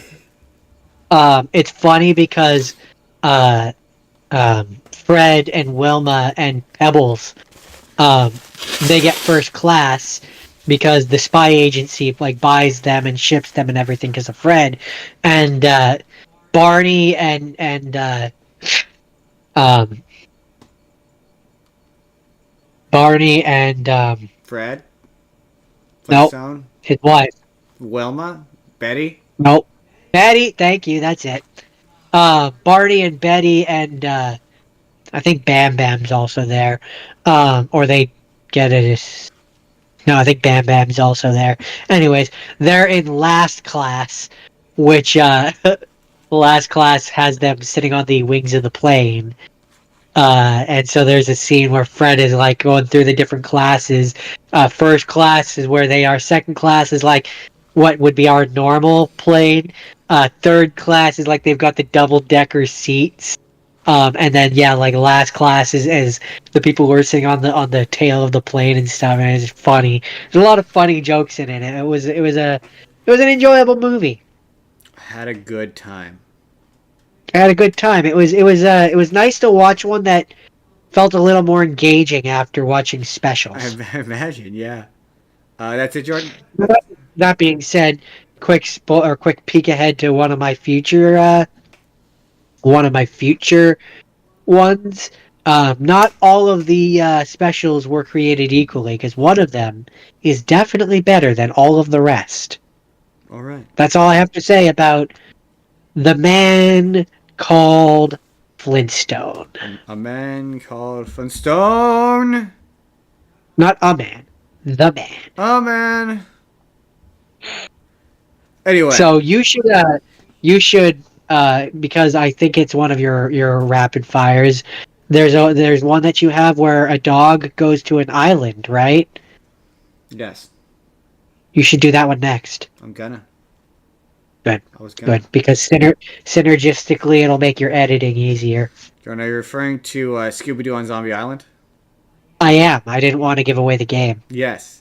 Yes. Okay. So with Scooby Doo, there hits a certain point where Scooby Doo becomes cynical and self-aware, and realizes that it's always a real estate scam. Jordan, it's always a real estate scam.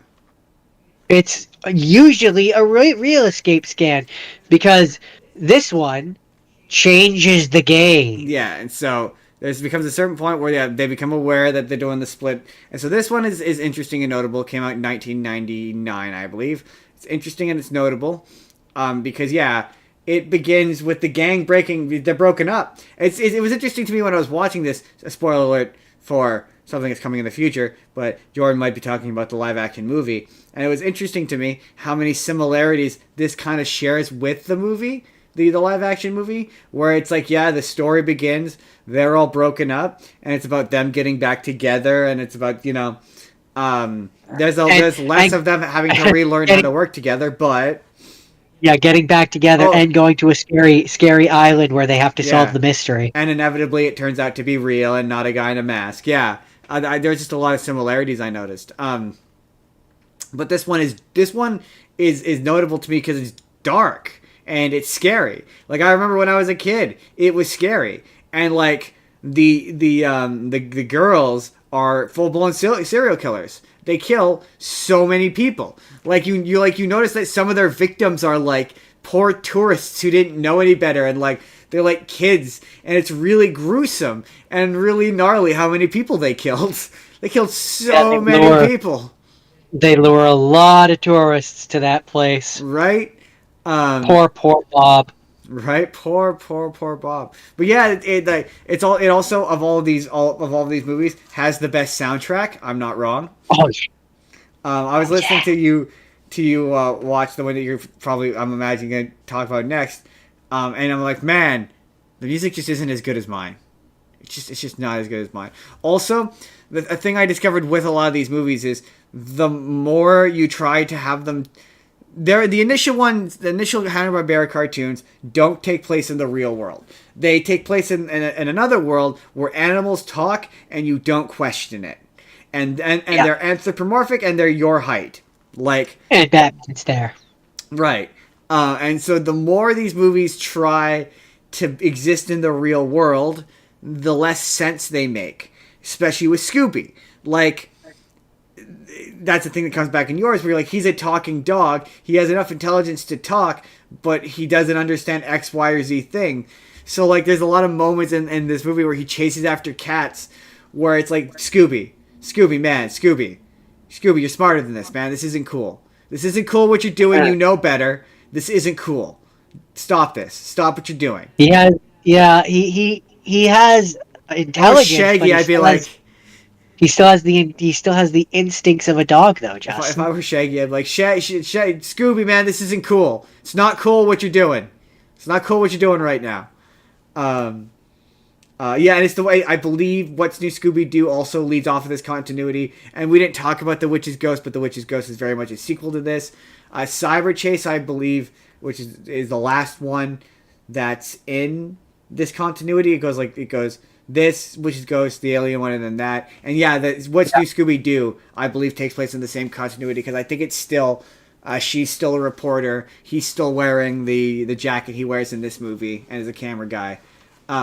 There's also a really funny moment where he like pulls away, like he's got the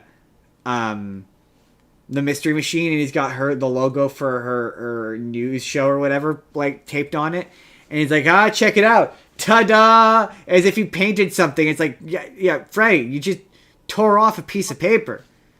You didn't really do anything all that impressive, Freddy. It's not like you painted. You just tore the thing off that you put on earlier. It's not very impressive, Freddy. You're not very impressive.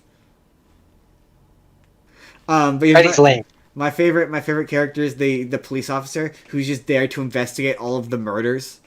It's just like things you don't pick up as a child, like where you're like, oh yeah, he's there investigating all of the murders because they murdered a lot of people. Like usually the bad guys on Scooby-Doo don't actually hurt anybody. Like it's usually they just are scaring people away. But this one was like, yeah, we want to be proper scary. Like we want to scare kids. And yeah, I just remember as a kid it being like, this is an intimidating movie. But that's it. I mean, I just remember enjoying the hell out of that one because yeah, it kind of shook things up a little bit. Yeah, I mean, I remember it scaring the pants off of me. Jordan, that's it. So that leads perfectly into mine, which, as an aside, I was just reading some of the behind the scenes stuff, which I will be mentioning, but some of the production stuff. But I watched the last of the 4 ones made by this creative team, which is Scooby-Doo and the Cyber Chase. Which it's fun. It definitely and there are production reasons for this from what I can see. But it definitely feels more like a return to your classic Scooby-Doo. Yeah. So this is where I'm going to read some of this. The original, basically the original team that worked on the first 4 films, with the second one, which is Ghost, the studio wanted outside screenwriters to be brought in for it, and all of the creative team were like hard against it, and I don't know if the studio forced them to for that one or not, but for this one, it was the same situation where executives recommended Mark Turos. I don't know how to pronounce it, but anyways, a writer who was already under contract with Warner Brothers, who had little experience with animation. The crew produced the first one and the third one, Alien Invaders, with total autonomy, and were insulted by Warner's insistence that they had to use Tarast's scripts, which I'm guessing might be why there was never another one with this team. Probably not.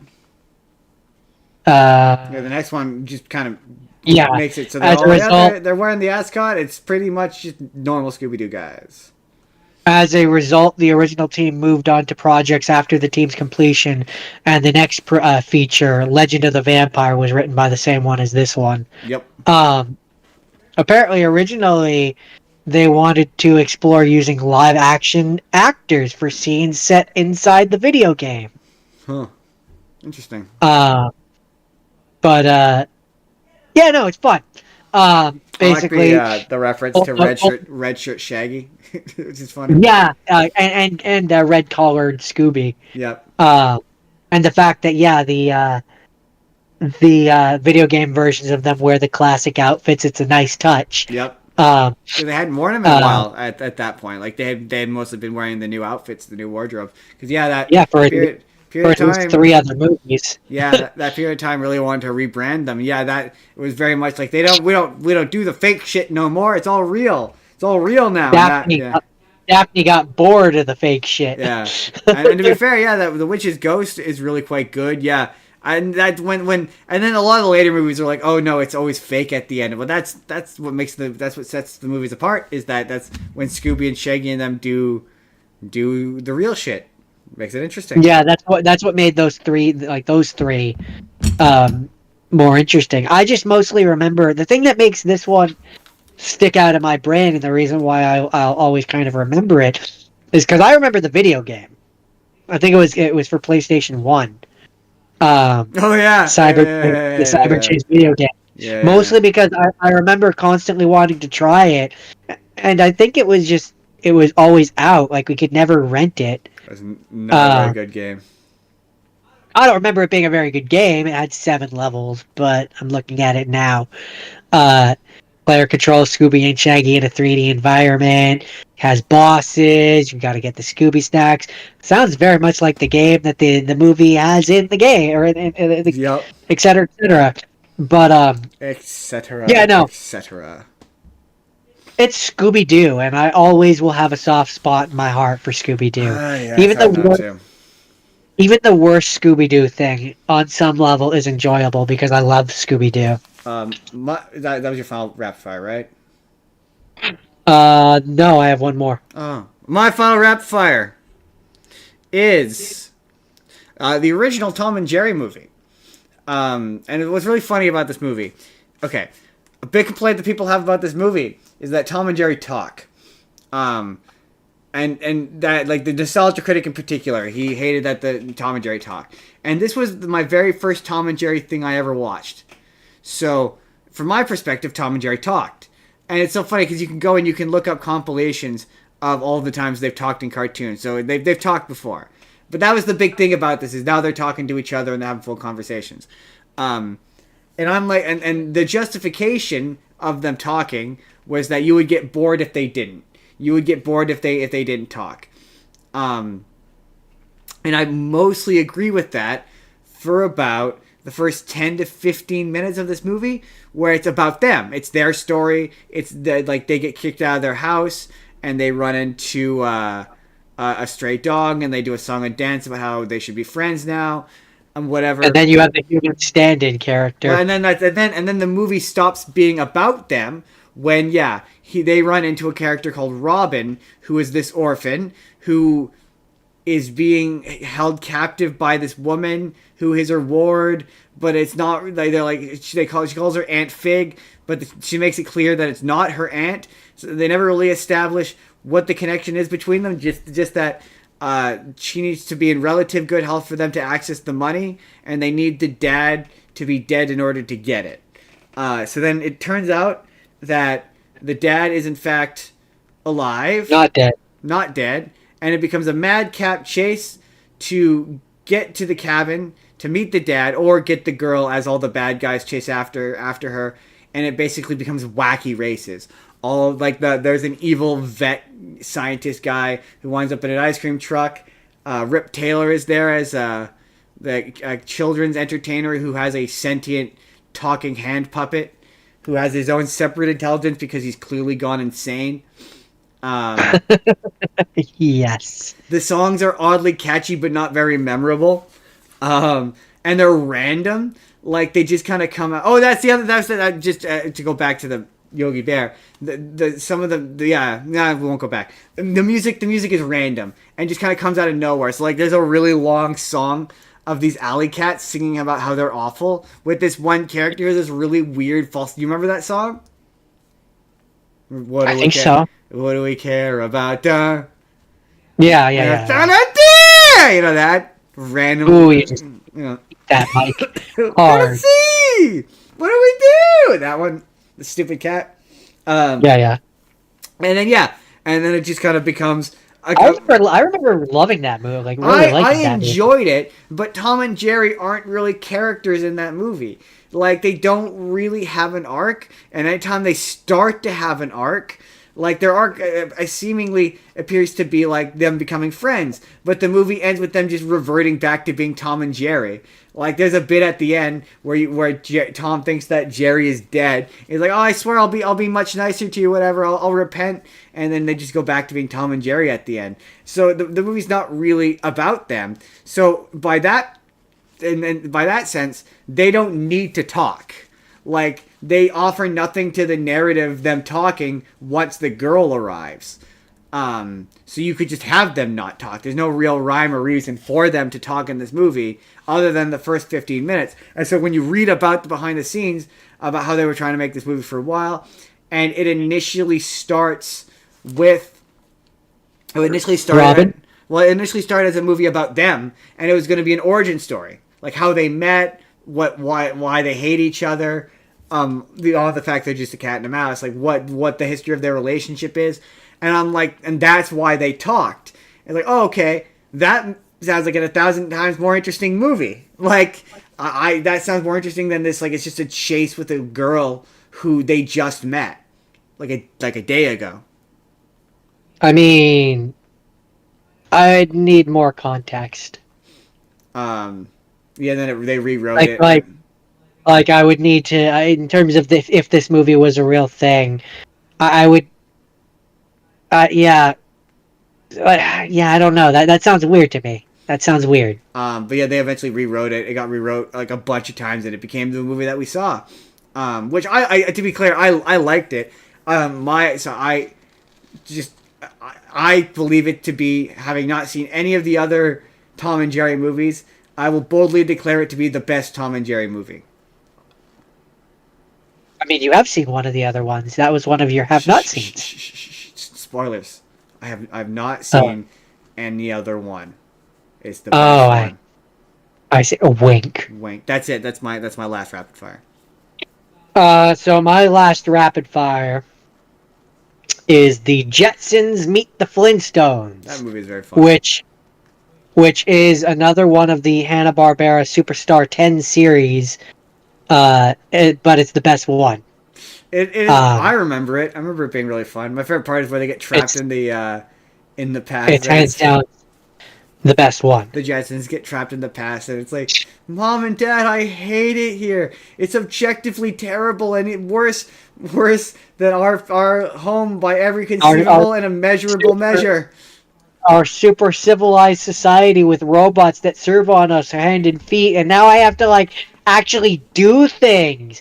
Although I will say it's kind of neat having advanced technology that we then proceed to use to benefit us and and get rich and have property and just like rule over this society. With an iron fist. No, seriously. There's a portion of the movie where they use their advanced technology to accrue various real estate properties, to the point where then the the guy shows up and they're like, "We don't want it anymore." They put all the deeds in his hand and it's stone, so he's weighed down and it's a joke. But it's like they have actually used their like flying George ability to get rich and lived comfortably in the past, so they're not stupid. An iron fist. Iron fist. And of course, like the point where the Flintstones are also stuck in the future, Fred and family and them sell themselves under Spacely and like, they're comfortable as well. But ultimately they're sad and they want to go home because of course they do. And then they end up back home as the end result of this movie, of course. But it's a lot of fun. You get to see two of the most famous Hanna-Barbera families come together. Yeah. And, there's something entertaining about seeing Fred Flintstone with George Jetson. Like, that's never not going to be fun for me personally. What is that? This came out, it was 92 minutes long. So it was like, it's a movie. And the version that I saw, the Adam, like, and this is where it was interesting because maybe the other versions that I saw, they like, I think this version that I saw was an HD remake, which is why it looked so much nicer. But this one looked more like a movie, as opposed to the other specials that I saw. Yeah, fair which enough. Just felt like they were cheap. They're probably TV specials. They were all TV specials. This was a TV special as well. No. I'm just saying, the version that I watched didn't feel like it was. They put the money but into it. I think it got re-released. Oh, that would surprise me. If it got put on DVD, yeah. Yeah, well, I think this one, not just DVD. I think, yeah, I'm looking at it now. February 20th, 2024. The film was released in HD on Blu-ray. Gotcha. So the version that I watched, that I had access to for this one, was clearly the Blu-ray version, whereas the other two that I saw, I know the Yogi Bear one, was literally just a VHS copy that someone had. That's believable. But it's a lot of fun, and I enjoyed this one. That's all I have to say about the Jetsons Meet the Flintstones. Before we start the have scenes, which apparently I'm going first this week. I don't know how that happened. It's because your part of your rapid fires were clearly your TV shows, which you just did all at once. That makes in the sense. beginning. That makes sense. So while we've been talking here, Jordan, we have jumped up to 147 subscribers, and we are now 3 away from the Did we 150. actually? We are 3 away from the 150 goal of Jordan getting a big angry rant about Apple TV. So if you And get Justin us, eating and Justin eating 3 hot peppers on no, camera we never said at that. on the same one. We absolutely We're saying it now. We're committing to it. we are not committing. I'm gonna do an angry rant and be filled with heat that way, These are and you're gonna eat these at are least 2 hot peppers these so are that not you are hot as well. these are not remote. I will eat 1 hot pepper, and it will be a jalapeno. 2 jalapenos. Okay, I will buy Quiznos. They sell jalapenos, and I will eat 2 Quiznos jalapenos. Okay. All right, but I can't because if we hit 150 on air, I will do that next week, and Jordan will do his angry rant this week. Sounds like a plan. All right. We're not going to hit 150 live on air, but if it does happen, those are the stakes. Either way, when it happens. My first rapid. So I'm missing one. Scoot. Not rapid fire. Have seen. My first. Yeah. My first have seen. Now for my have scenes are not animated. I did 2 of the live action movies. Me too. And obviously with the live action movies, your first question is, how faithful is this to the original? Which made me want to go back and watch the original, which is why I watched a lot of these shows. And we had the big long opening section about the shows. I forgot to mention the Flintstones because I couldn't find the Flintstones. I can only find it on Apple TV. Jordan, we'll have a rant about Apple TV if we hit 150. But that's one of the best that had it. Oh, real quick, going back to The Man Called Flintstones, an interesting thing about that, for a movie that is a musical, they never have the Flintstones song in that movie. That's pretty funny. And so the only instance of I watched the pilot of the Flintstones. They have that on YouTube, and I watched a couple little small chunks of episodes here and there. But the only real sort of exposure I got to the cartoon was there is this really long YouTube video with all of their commercials, and one of the commercials was just a commercial for Anheuser-Busch, the beer, and it's very bizarre. Fred and Barney just decide to rage quit their jobs out of nowhere, and they wind up at the bar just drinking an Anheuser-Busch, and they're like, yeah, anytime I feel remotely upset, I just sit here and I have an Anheuser-Busch, and Fred's like, what are you gonna do? How are you gonna tell Betty that you quit your job? And he's like, I'm going to say, Betty, Fred Flintstone made me quit my job. And he's like, and then what are you gonna do? He's like, and then I'm gonna kill myself. It's like, whoa, it's really dark. It's very dark. And then it just sort of slowly devolves to these live action shots of Anheuser-Busch and Fred and Barney being like, yeah, I like Anheuser-Busch. And every single time they drink it, this like cloud appears over the head, and it's like, yes, you're having a good time. But anyway, I wanted to watch the show because I watched the live action movie starring and featuring John Goodman as Fred Flintstone, as Halle Berry. Rick Moranis is Barney. Rosie O'Donnell is Betty. And I'm not sure who plays Wilma. I don't recognize her in the same way I do the others by name. But she is really, really good as Wilma. Here's the thing about this movie, okay? It is, if your desire is for it to look exactly like the cartoon, boy howdy, does it look exactly like the cartoon. It is remarkable. Like, the set design is incredible. The performances are like they all like nail it spot on. Fred and Barney's boss shows up at one point. It looks just like him. Like, John Goodman as Fred's incredible. Rick Moranis as Barney is phenomenal. Again, the set design, the puppets. Dino is like part puppet, part CGI. There's a lot of puppets with the dinosaurs that look great. Again, the sets look great. It is a very faithful looking movie with a very boring story. Like, that movie is great until Halle Berry shows up and it becomes about corporate embezzlement and them setting up Fred. I mean, it to a degree is a believable storyline. It's just the way it's presented. I just remember as a kid not liking this movie because Fred and Barney were mean to each other the whole time. Like, that's all I remember about it. They at a certain point, don't they, like, get into this big fight? Yeah. Which I will say, Fred having issues with Barney is not unrealistic, because, like, in the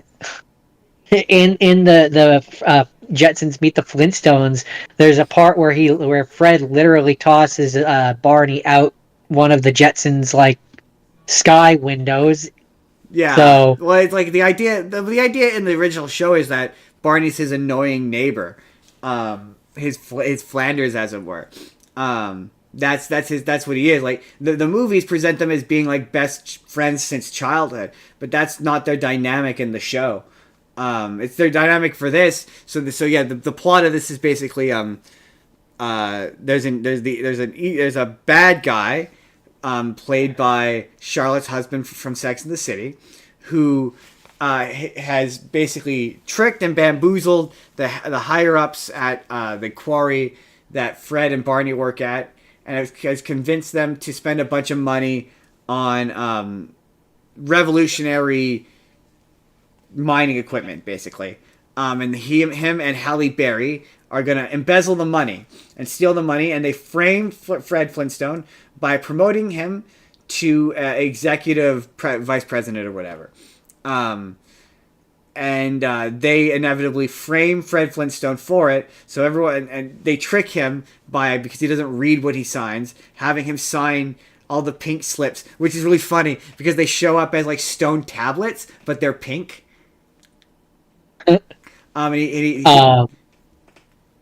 So I was just gonna say, the thing that I most remember about that first one is, like, they look right and they feel right, but it being a real estate scam, I remember that being boring as a kid. Yeah, it's embezzlement. Yeah, an embezzlement scam. But yes. Sorry, embezzlement. Yeah, corporate embezzlement. Which, I mean, I understand how you need to find something to make the movie work, but, like, couldn't there have been something more? Well, the bones there are like a believable Flintstone story when you're watching it as an adult, where you're like, yeah, basically Barney swaps test scores with Fred, so Fred gets promoted instead of him, and Barney gets fired because he has the worst scores in the plant, and so Fred becomes a big prick with money, and him and Barney break up. Is basically the plot of it. And that is a believable storyline that could happen in the show, but it's just, I don't know, something about the way it's, and like, yeah, there are some legit laugh out loud funny jokes that I appreciate as an adult, but like, yeah, in terms of being a it's just not a very interesting story. Like, it's riding on the laurels of the money it clearly spent to look like the cartoon, and like, yeah, it opens and closes with like a shot for shot, like, done in live action with the cast recreation of the theme song. So it plays like it's an extra long theme song of the show. So it opens with the theme song, and then it closes with the closing theme song, the bit where the lion locks him out, and ends with that. So it bookends just like an episode of the show. So it feels like an episode of the show, and it's really impressive in that regard. But yeah, it's just like, this is really boring. But every version of it that they had written was also like awful sounding. Like, at one point they had a version of it they had written where it was going to be like, essentially the Great Depression would happen in Bedrock, and Barney and it's the same deal. Barney and Fred get mad at each other and break up, and that's the conflict of the movie. And I'm like, that sounds equally as awful. Like, and it's really funny because my knowledge of this movie, my memory of this movie has always been me going, I don't like this movie, and the world being like, no, but it's a really good movie. And then I was reading about it, and no, it was in fact not a well-received movie. Everybody hated it. It has like a 15% on Rotten Tomatoes, and I'm like, man, my memory of the cultural reception to this is way different than I thought. It might not have had your first one there. It might not have had a critical or like a well received audience, but financially it did well enough to make a sequel. So, A prequel? well, it's interesting that you say that. If you're done, Yes, that's the Flintstones. It's again, if your desire is for it to look like the show, it absolutely looks like the show. okay. Well, synergistically, I was gonna do Scooby Doo first, but since you've done Flintstones, I'm now gonna do my Flintstones. I also, for my have scenes, did 2 live action movies, and one of them is the the second Flintstones live action movie that they made, which is Flintstones in Viva Rock Vegas, which Viva Rock Vegas. it, it is a prequel. You're right on that, but it wasn't supposed to be. No, it wasn't. It was supposed to be a sequel. And then they couldn't Uh, get any of the they original gas wanted back. they greenlit 2 sequels, um, and it's interesting that they couldn't get any of the original cast back because that's not correct. Technically, looking at this cast list, I'll get there in a We second. couldn't get the main But yeah, cast back because John Goodman hated making the first one. it's according to this, it's not that he hated making the first one. He did not want to get typecast. Was why he would not come back for this one. Yeah, fair enough. According to this. Um, but they originally wanted to. They approved 2 sequels and wanted to have them be filmed back to back in the vein of Back to the Future Part 2 and Part 3. But yeah, John Goodman did not want to come back and be Fred because he didn't want to be typecast. But so reading about this, where did it say it? I saw somewhere in there that the director, whoever wrote it, said that the third one they would have ended up in the Stone Age equivalent of the Wild West, which I think would have been funny. It would have been pretty But and here's an interesting little thing which I just found out. Uh, in this movie, the character who plays Wilma's father, Colonel Slaghoople, Corman, in the original animated series, he voiced the Great Gazoo, funny. All right. And he voiced the Dictabird in the first film. Oh, that's funny. Oh yeah, the dick. Yeah, I didn't mention the Dictabird. Yeah, the self-aware bird puppet, which is also really impressive looking. Um, But that second movie also does a decent job of like and looking like the Thing. oh yeah, absolutely. We're gonna get to that in a second. But the thing that I found interesting when I was reading through the cast list, and I'm looking to find where it is because I've lost it, was there it is. You said that none of the original came back. That's not true. Rosie O'Donnell did come back as the voice of the octopus, giving Wilma and Betty massages. Okay, all right. So I don't know why they didn't get her to just be Betty, but Yeah, and then she was in this. She was in this movie. the thing that makes me go, yeah, I believe that it was a sequel, is the fact that the Great Gazoo is there. It doesn't make any sense for him to be here at this point. Like, but he's a very obviously a late addition in late seasons of the Flintstones. He's very much a like jump the shark, we're out of ideas character. He's a dumb character. Yeah, yeah. Um, He was but, like in like one of the last seasons, he was introduced as like a way to basically, yeah, he would show up, cause a problem, and that would be plots of the episode of the show. but this one very much, it looks like the Flintstone, and it feels like the Flintstones. You know, it's yet again another example of it's a believable story where, um, uh, Fred is trying to woo Wilma, and he gets too big for his britches, gets too much money, makes an ass of himself, and ultimately has to learn a lesson. The cast not as good. Not as good. There's a lot of this thing which is just not as good. Let me put it this way: there's a reason they didn't make a third one. Yeah, yeah. I remember watching this in theaters, and like this is like one of the first times I can remember actively thinking a movie was bad. I don't remember watching this in theaters. I remember watching this on TV, like on YTV and stuff like I that with very much commercials. remember walking out of the movie theater being like, I remember I remember watching the first one in theaters. I it's don't remember watching this one in theaters. it's. I think you've got your memory confused. Because we watched the first one came out well before we would have been watching movies in theaters. I think it's like 94. We definitely have seen the second one came out like the 2000s. Hold on. Yeah, well, the first one it says 1994. 94. Yeah, that's well before you'd be 3 years old. You would have no memory. I mean, unless This one came. This one came out April 28th, 2000. Yep. I don't. I don't think. I don't think Mom would have taken us to this It one. was a grandma one. Oh, that I could believe. Yeah. Yeah, it had a budget of. Oh, okay, it had a budget of 83 million, which is not as much as I would have thought more. But okay, fun game. It's under 70 million. Want to guess how much how much it box office it did? Under 70 million. 50 million? Ooh, a little bit more. 60 million. Just under 59 million. 59.5. Oh yeah. So it did not do well. No, it did not. I just the sentiment of like we didn't have the words for these exact words at the time, but like it's the Flintstones from Wish. Yeah, Timu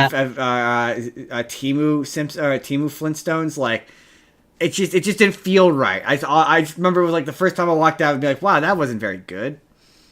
Flintstones adjacent. Yeah, I at least that's the first time I can actively remember having that feeling. But the funny thing is for me is so if I put this beside, and I think it really and truly does have to do with the fact that this one doesn't have such a star-studded cast. Yeah. It doesn't have Rick Moranis. It doesn't have John Goodman. Stephen Baldwin, and it's got some guy. It's Fred Flintstone. When you put it has the guy who was from A Knight's Tale. It was from A Knight's Tale. Yeah. When you put the guys in this one beside John Goodman, Rick Moranis, and the rest, yeah, it's just it's not gonna stand up. It's before any of those guys did anything. Like, yeah, it's got the chick from Third Rock from the Sun as Wilma, and it's like she's just not as good as the first one. It's just not as good. The only one who I think is probably as good, in fact, probably actually better than Rosie O'Donnell is Betty. She kind of nails Betty a bit better. Although Rosie O'Donnell absolutely nails the voice. The voice is incredible. I tend to agree with you. I think Betty is better in this one.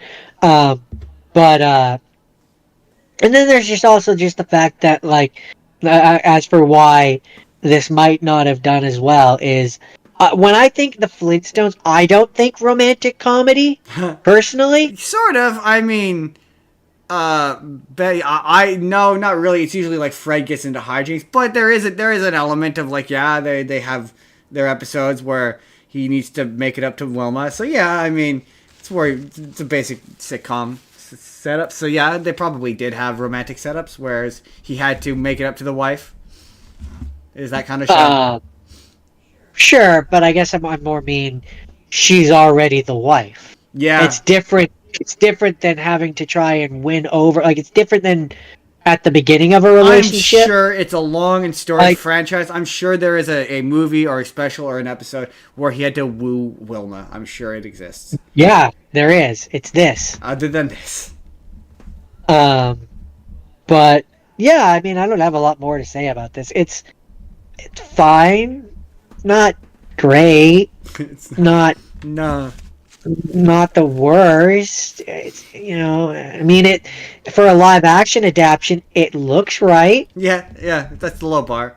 That's it. That's really all I have to say about that one. So my next one is the live action Yogi Bear movie, which I don't really remember having strong feelings about, but this time I was really rather quite impressed because I've been watching a bunch of the original Yogi Bear. And I watched a bunch afterwards as well. which is we already talked about. It stars Dan Aykroyd is Yogi Bear, and Justin Timberlake is Boo Boo, and the Reverse Flash is Ranger Smith, and Anna Faris is a love interest. And it, in terms of like looking like the thing, it looks, feels, and plays like a Yogi Bear cartoon. It starts with there's an evil mayor or guy who's running. He's the mayor. And he's running for governor. He's trying to shut down Jellystone. And in order for the Jellystone not to get shut down, Yogi Bear's got to be on his best behavior, but he can't because he's Yogi Bear. He needs to steal picnic baskets. And yeah, it's them. Eventually, they cause a big scene with this fireworks display. Oh, so T.J. Miller's there, and he wants to be head ranger, but he doesn't want to do the work to become head ranger. He just wants to be it right away. And Yogi and Boo Boo end up they get tricked. Basically, the evil ranger tricks T.J. Miller, who tricks Yogi and Boo Boo, and they get the park shut down. And the conflict is the evil mayor wants to log Jellystone Park, and they stop him, and that's the plot of it. But it's really a real simple story, nothing too complicated. I thought it was all right. I think it's funny. There's some legit funny. There's some legit funny jokes that I've referenced with you a few times. Like we have to give him the razzle dazzle. I don't think we practiced the razzle. The razzle dazzle. I don't think we practiced the razzle dazzle. It's you do the razzle, I'll do the dazzle. Or my other favorite is where he creates what he calls the Basket Nabber 9000, which is like a makeshift helicopter plane, basically. And you're like, Boo Boo, we need to pull out the emergency instructions. What do they say? It's just a picture of us screaming. It's legit. There's some jokes that legit made me laugh. What if I press my lips up against your forehead? No, don't do that. Dan Aykroyd is Yogi Bear. He's really gone back to the original voice. Like, he grew up watching the cartoons, so he like studied the original voice. So it is kind of quite impressive. How he hits the voice, like he nails the voice. It sounds like Yogi Bear.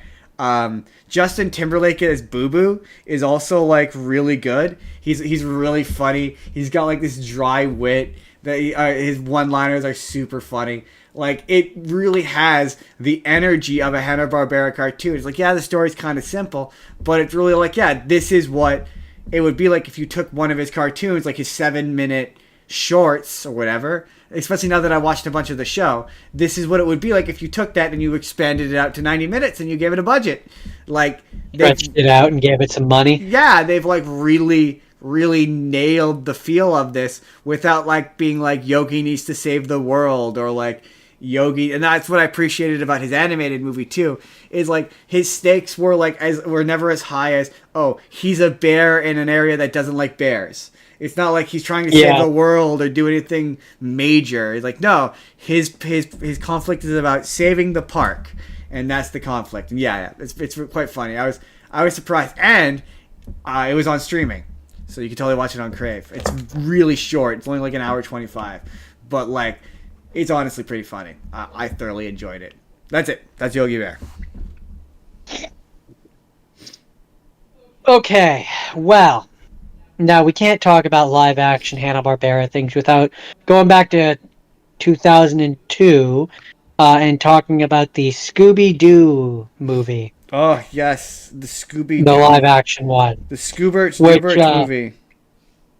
Which I enjoy. I enjoy it as it is, but it has kind of a storied history. Oh, it has an absolute storied history. Written by James Gunn, meant to be an R-rated movie. I'm just reading about some of the behind, like the stuff, but like, so like originally in the scene where all their bodies are swapped, apparently Daphne and Velma, the way they were gonna switch their souls back, they were gonna have to kiss. Yes. Apparently they had to CG out a bunch of cleavage and stuff because it was too over the top. Shaggy was going to explicitly be a stoner. I think they were going to straight up say Oh, no, not more. Yeah, not more explicit. He was just going to be a stoner. There was going to be a bunch of jokes about how he was a stoner. Um, yeah, apparently the original version was going to be was at one point it was going to be rated R, then it got dialed down, way down. I've heard those stories. I believe that there was a PG-13 version of it with those jokes. I don't believe there was ever an R-rated version of this because I could see a PG-13. I don't know how you do this unless the story was very different. right? Well, I and don't know. like I don't know how just you selling quite it. make it It's a to an Scooby Doo R. movie. You wouldn't be able to sell it. No one would buy that script. So I just don't believe that they Well, I wasted mean, their time writing it. clearly they couldn't, which is why it got bumped down to what it That's what I'm is. saying. It's like I But just don't believe that it exists. I could believe that he had an outline for it. Maybe like those were ideas that he had for the Yeah, characters, but but like I don't believe that there's a full version. I don't think which, there's a full script of that. No, I refuse like, to believe that. I've never believed what it. what is it gonna be? Is it gonna be that like the monsters are like ripping the teenagers in half, like it's gratuitously violent? Are we gonna see Velma and Daphne in their underwear? Like what's pushing it up to R? It's certainly you're not doing. It's not going to be for. There's no way it's for language. Like were you going to have Or cursing? That was going to push like the what rating is Scooby? You're gonna have Scooby gonna have the hard R or have the hard F rather? The right? Is Scooby gonna rock say an F bar? Is Scooby gonna, like how do you push this? Like I just don't see how to an having R? yeah I unless like being like Scooby likes to smoke a joint unless that Yeah, inherently pushes it or to is an it R. yeah? Is it the Shaggy being a stoner, a full out stoner? Is that what pushes it up to Because R? as is Because you've got as it exists, as it currently is, I don't see how you push it up to R. right. I don't get it either. Uh, Also, this movie's kind of scary. oh, especially for kids, which is why I say I believe it was PG-13, I mean, spoiler alert: Scrappy's the bad guy. which is a great twist. That's funny, but Like, it's so funny. when he turns into the monster dog, that's kind of scary. It's like, oh, that's kind of scary. A little bit, It's a little intense. It's a PG. It's a PG rated movie. And I mean, this movie did very well. It had a sequel. At one point, it was gonna apparently. I think it says. Hold on. See, I think this sequel is Sequel. probably a better representation of the show, but I like this first part better. At one point, a third film was planned, Yes, it but the was. second one did piss poor, Yes, it so did. it never happened. And in 2009 and 2010, two telefilm prequels, Scooby-Doo: The Mystery Begins and Scooby-Doo: The Curse of the Lake Monster, aired on Cartoon Network. Oh yes. I was And, gonna watch those for this, and then I chose not to. Apparently, they're really and bad. a direct-to-film titled Daphne and Velma, with no connection to the previous Scooby-Doo films, was also released. Yes, it's apparently really bad. Um, I don't have much more to say. Oh, this was the first time that we got Matthew Lillard as Shaggy. Yes, Uh, that because always makes me laugh because it's like the Spider Chase one that I watched was the last time that the previous guy was Shaggy. Casey Kasem, last Casey Kasem, yeah. Casey Kasem, I believe. No, he's not. In Zombie Island, Casey Kasem is not Shaggy. It was Billy West because there's something to do with Shaggy. Casey Kasem wanting Shaggy to be a vegetarian and then being like no, so he refused to voice him for the longest time. And I believe he came back for Cyber Chase. Yes. And then Matthew Lillard became the official voice of Shaggy, which is very funny because like people hated him as Shaggy to the point that like there's a joke in Looney Tunes Back in Action where I was gonna say where Scooby and Shaggy literally threatened to kill him. threaten him with violence. They're like, if you don't return, you into a Scooby snack, implying I'll that I'll turn you into a Scooby snacker. implying that Scooby would murder and eat Matthew Lillard, which is funny makes it funny that to an entire generation, Matthew Lillard is Scooby Doo, and that's kind of remarkable. Shaggy. All right, Shaggy. He is he's part of Scooby Doo and Shaggy. Yeah, for entire generations, he's the voice of Shaggy. I also think he does Scooby Doo too in some things. But this had a budget of $84 million. Do you wanna take a stab in the dark? 200 million. Yeah, a little bit higher. 300 million.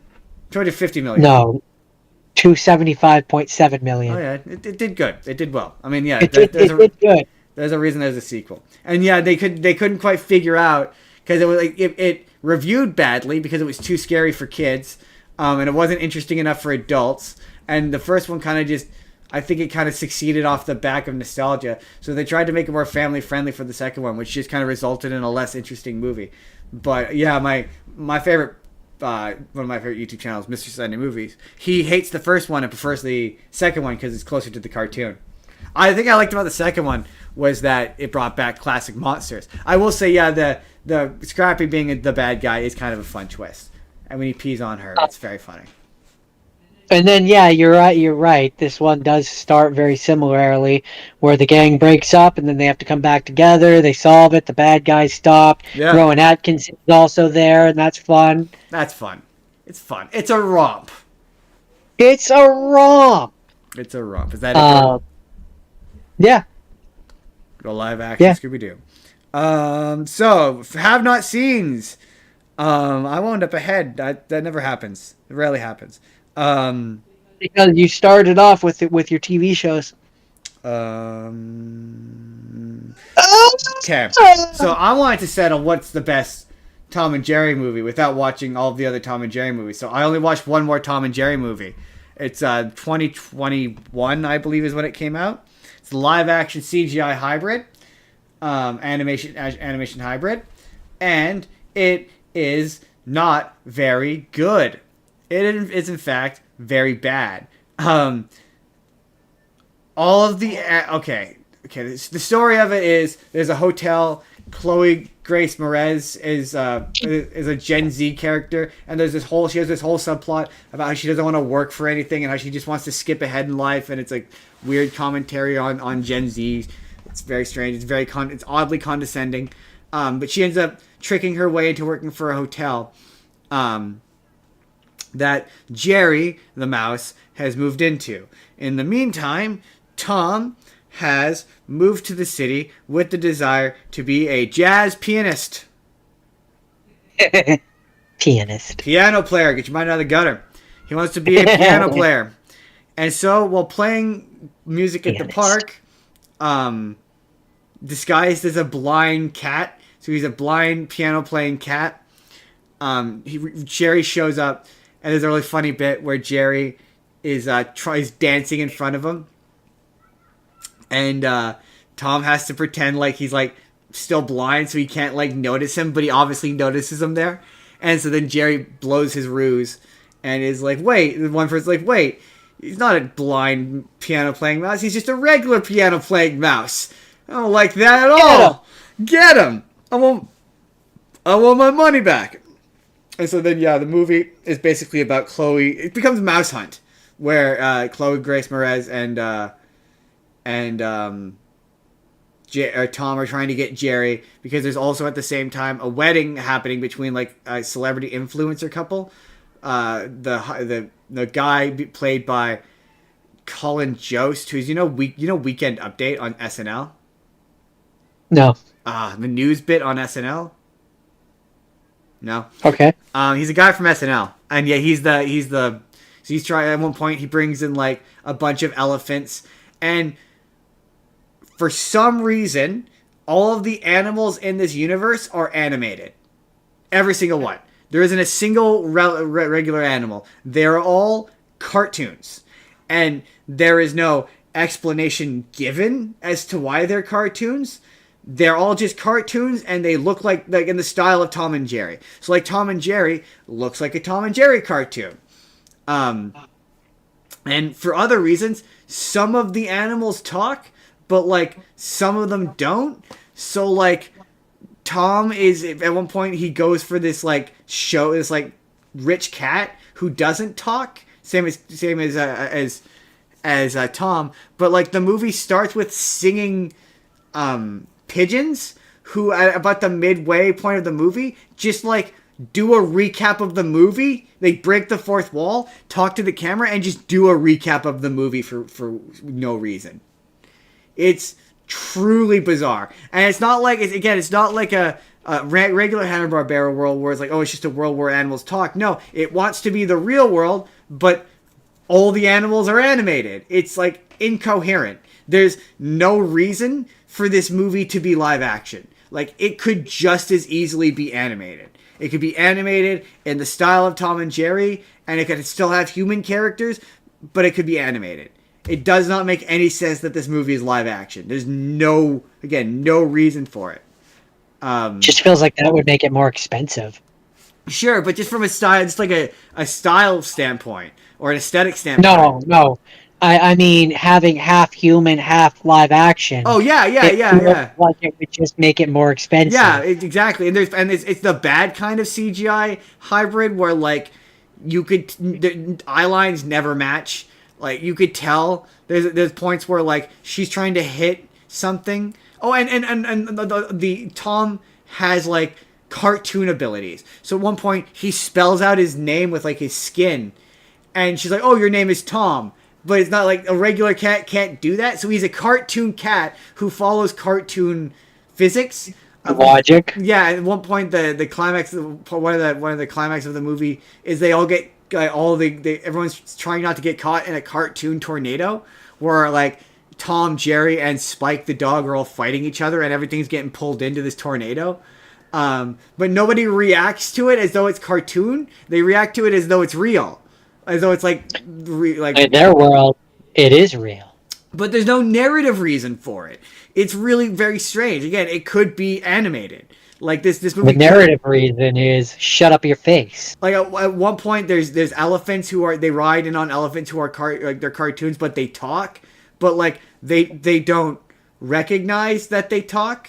It's really very strange. At one point, Tom sings. I sent you a clip of that. That was very. You did. It was weird. It's weird. It comes out of nowhere and doesn't remotely come back in any way.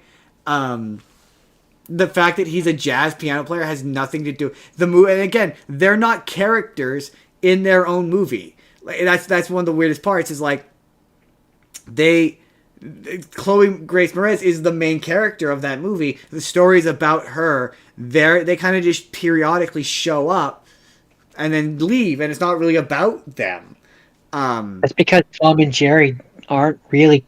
I've never understood the idea of trying to make a movie about characters that aren't. They don't have Not that they don't have personality, but they don't have character. I don't know how to word it exactly, but they're not. They're not like a Bugs Bunny or a Daffy Duck. Their shorts are about one thing, and it's about them chasing each other. That's what it's about. Yeah. Right? Like, make it a narrative. But the narrative, so you end up having to make a narrative that isn't about them or doesn't involve them, and they're just there. And it doesn't really work. It's not really very interesting. Like I say, it's incoherent. There are some jokes that I will acknowledge are funny. There's a really funny bit where he's got the devil. Tom has the devil and an angel on his shoulder, and the devil constantly tricks him. And he's like, what are we even doing here? He's got this really sassy attitude, and he talks on Tom's behalf. But yeah, they communicate either by charades or by like thought bubbles, which shows what they're thinking. So they don't talk in this. So that's where I'm like, well, okay, yeah, you can do a movie where they don't talk. Like, yeah, you don't have to have them talk. No, I mean you can, but as I'm hearing from what you're telling me, it turns out bad. Yeah, it's not very interesting. Like, it's just. Like there are some funny jokes. I won't say it's devoid of funny jokes. The other one they talk. Yeah. Oh yeah. I think that the animated Tom and Jerry the movie is the best Tom and Jerry movie, and I stand by that. I just didn't think it was very good. Again, they're trapped in a story that's just not very interesting.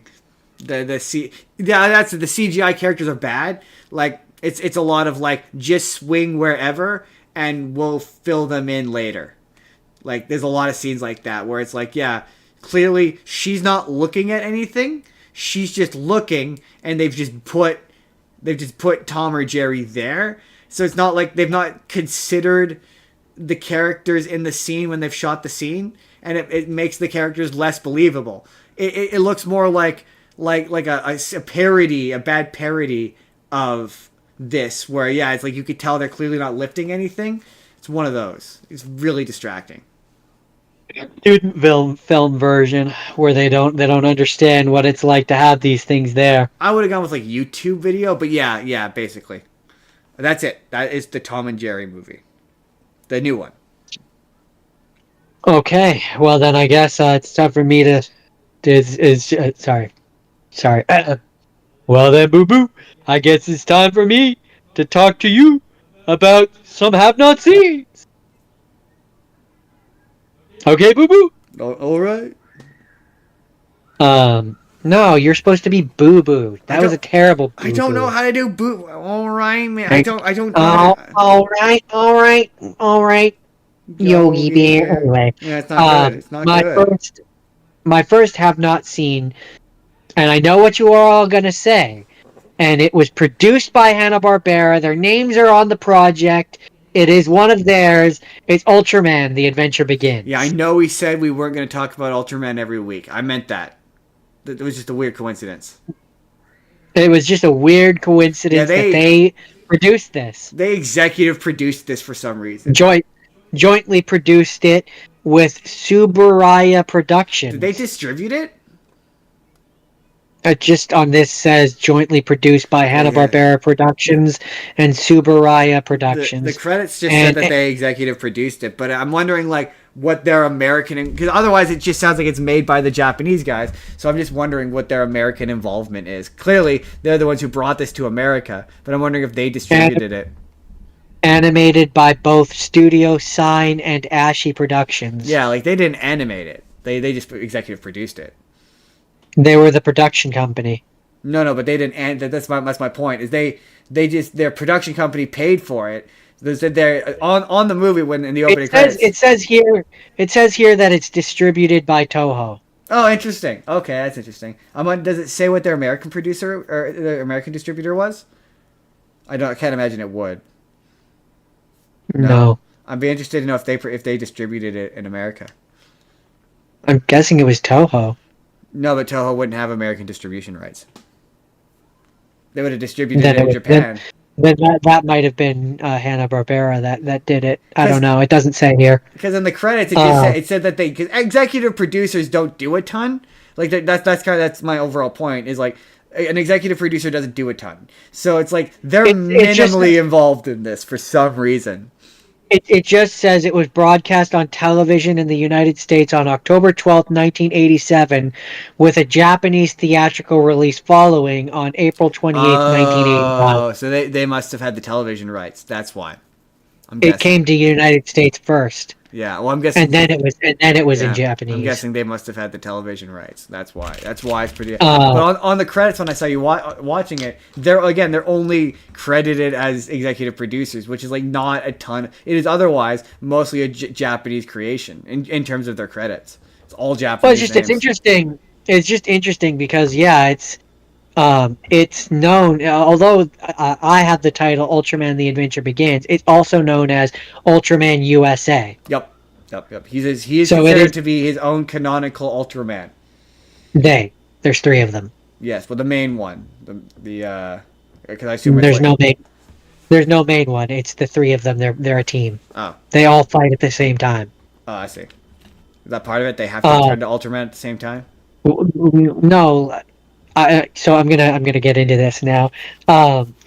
Well, what's interesting about this quote unquote movie is it was originally intended as a pilot for an animated series, but the series never emerged, and the pilot was made into a full length film. Yeah, it's given like this is the first 3 episodes mushed into a movie vibes. It absolutely is, and so as a result, this movie largely just devolves to they fight a monster, and it would be the end of the episode, but then Yeah. it kind of just continues into they fight the next monster. Um, so like there's a part where they're each fighting a monster on different parts, like in different places. So at one point, and those are the clips I sent you. At one point, while one of them is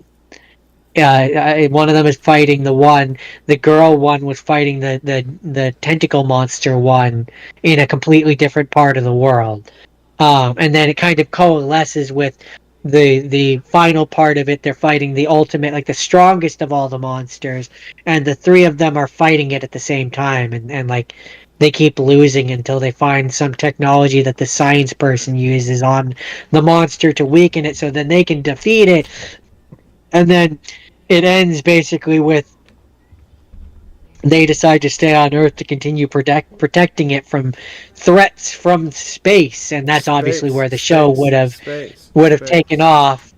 And each episode would have been them fighting a different monster. But their headquarters, and this is how you know that it's Ultraman USA.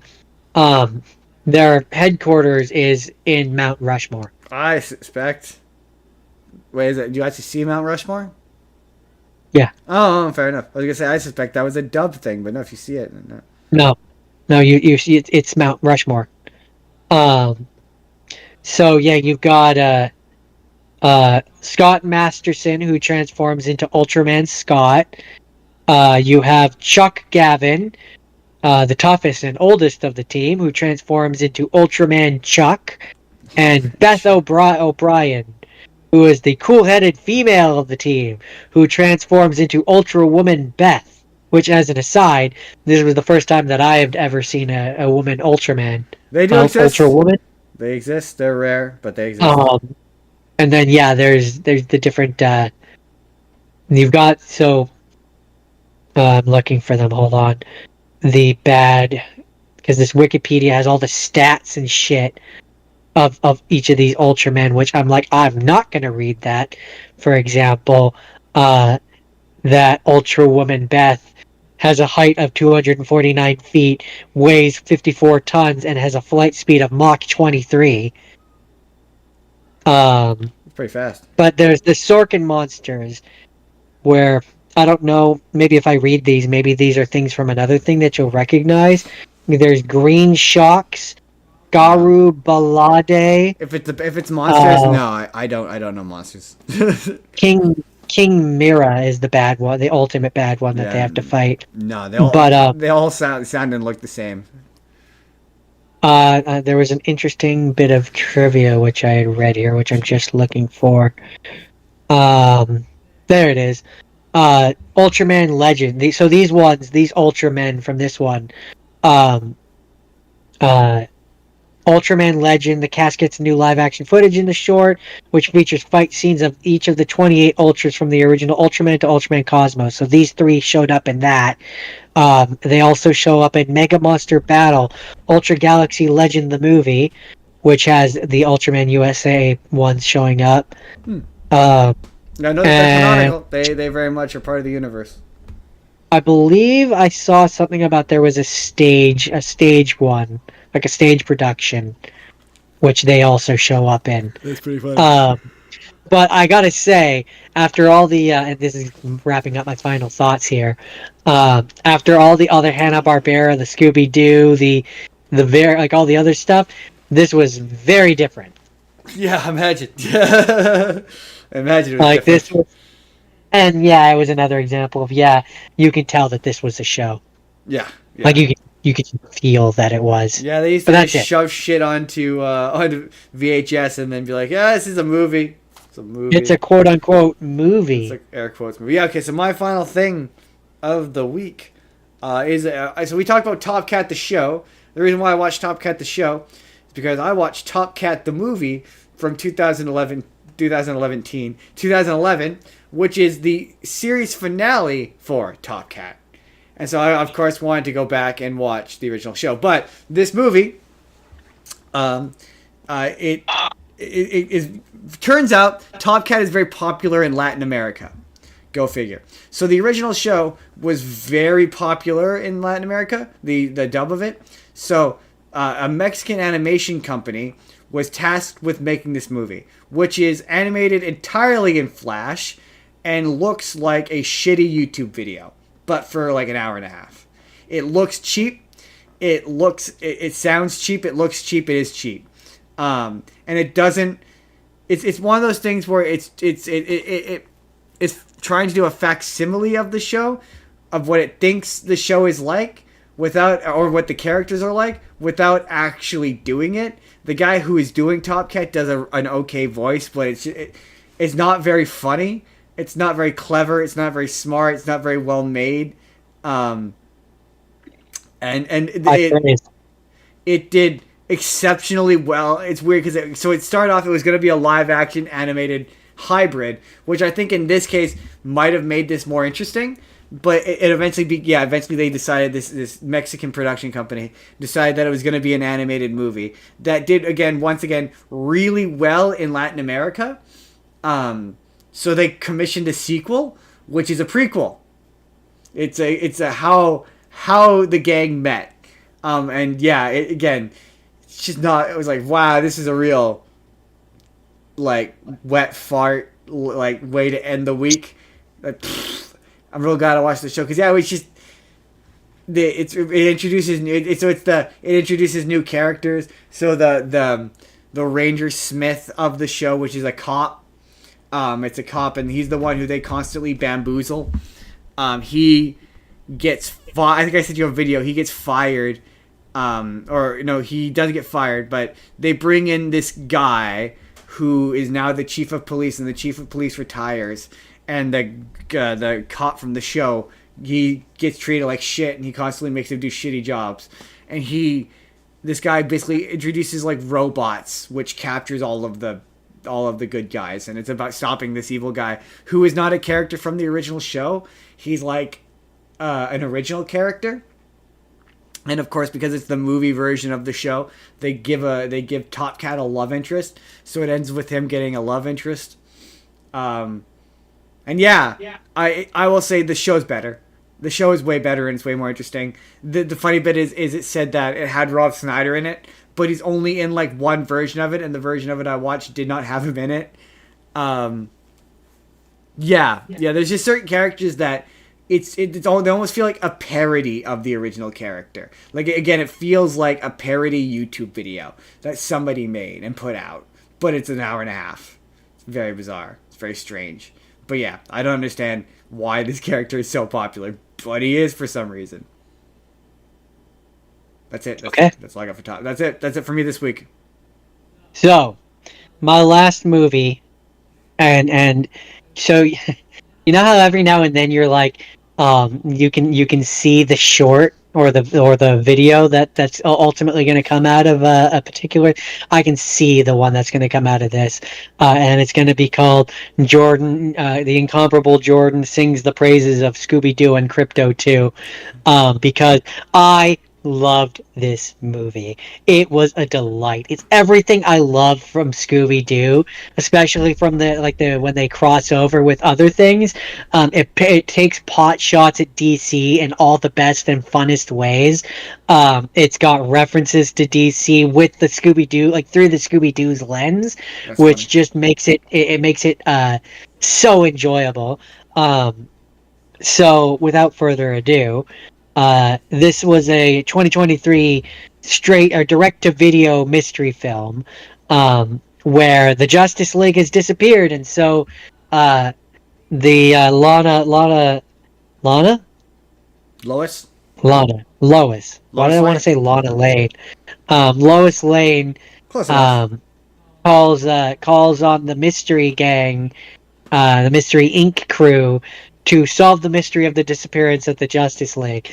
And I mean, there's so many fun things in this. I have one thing I would have done differently, but it's a small thing.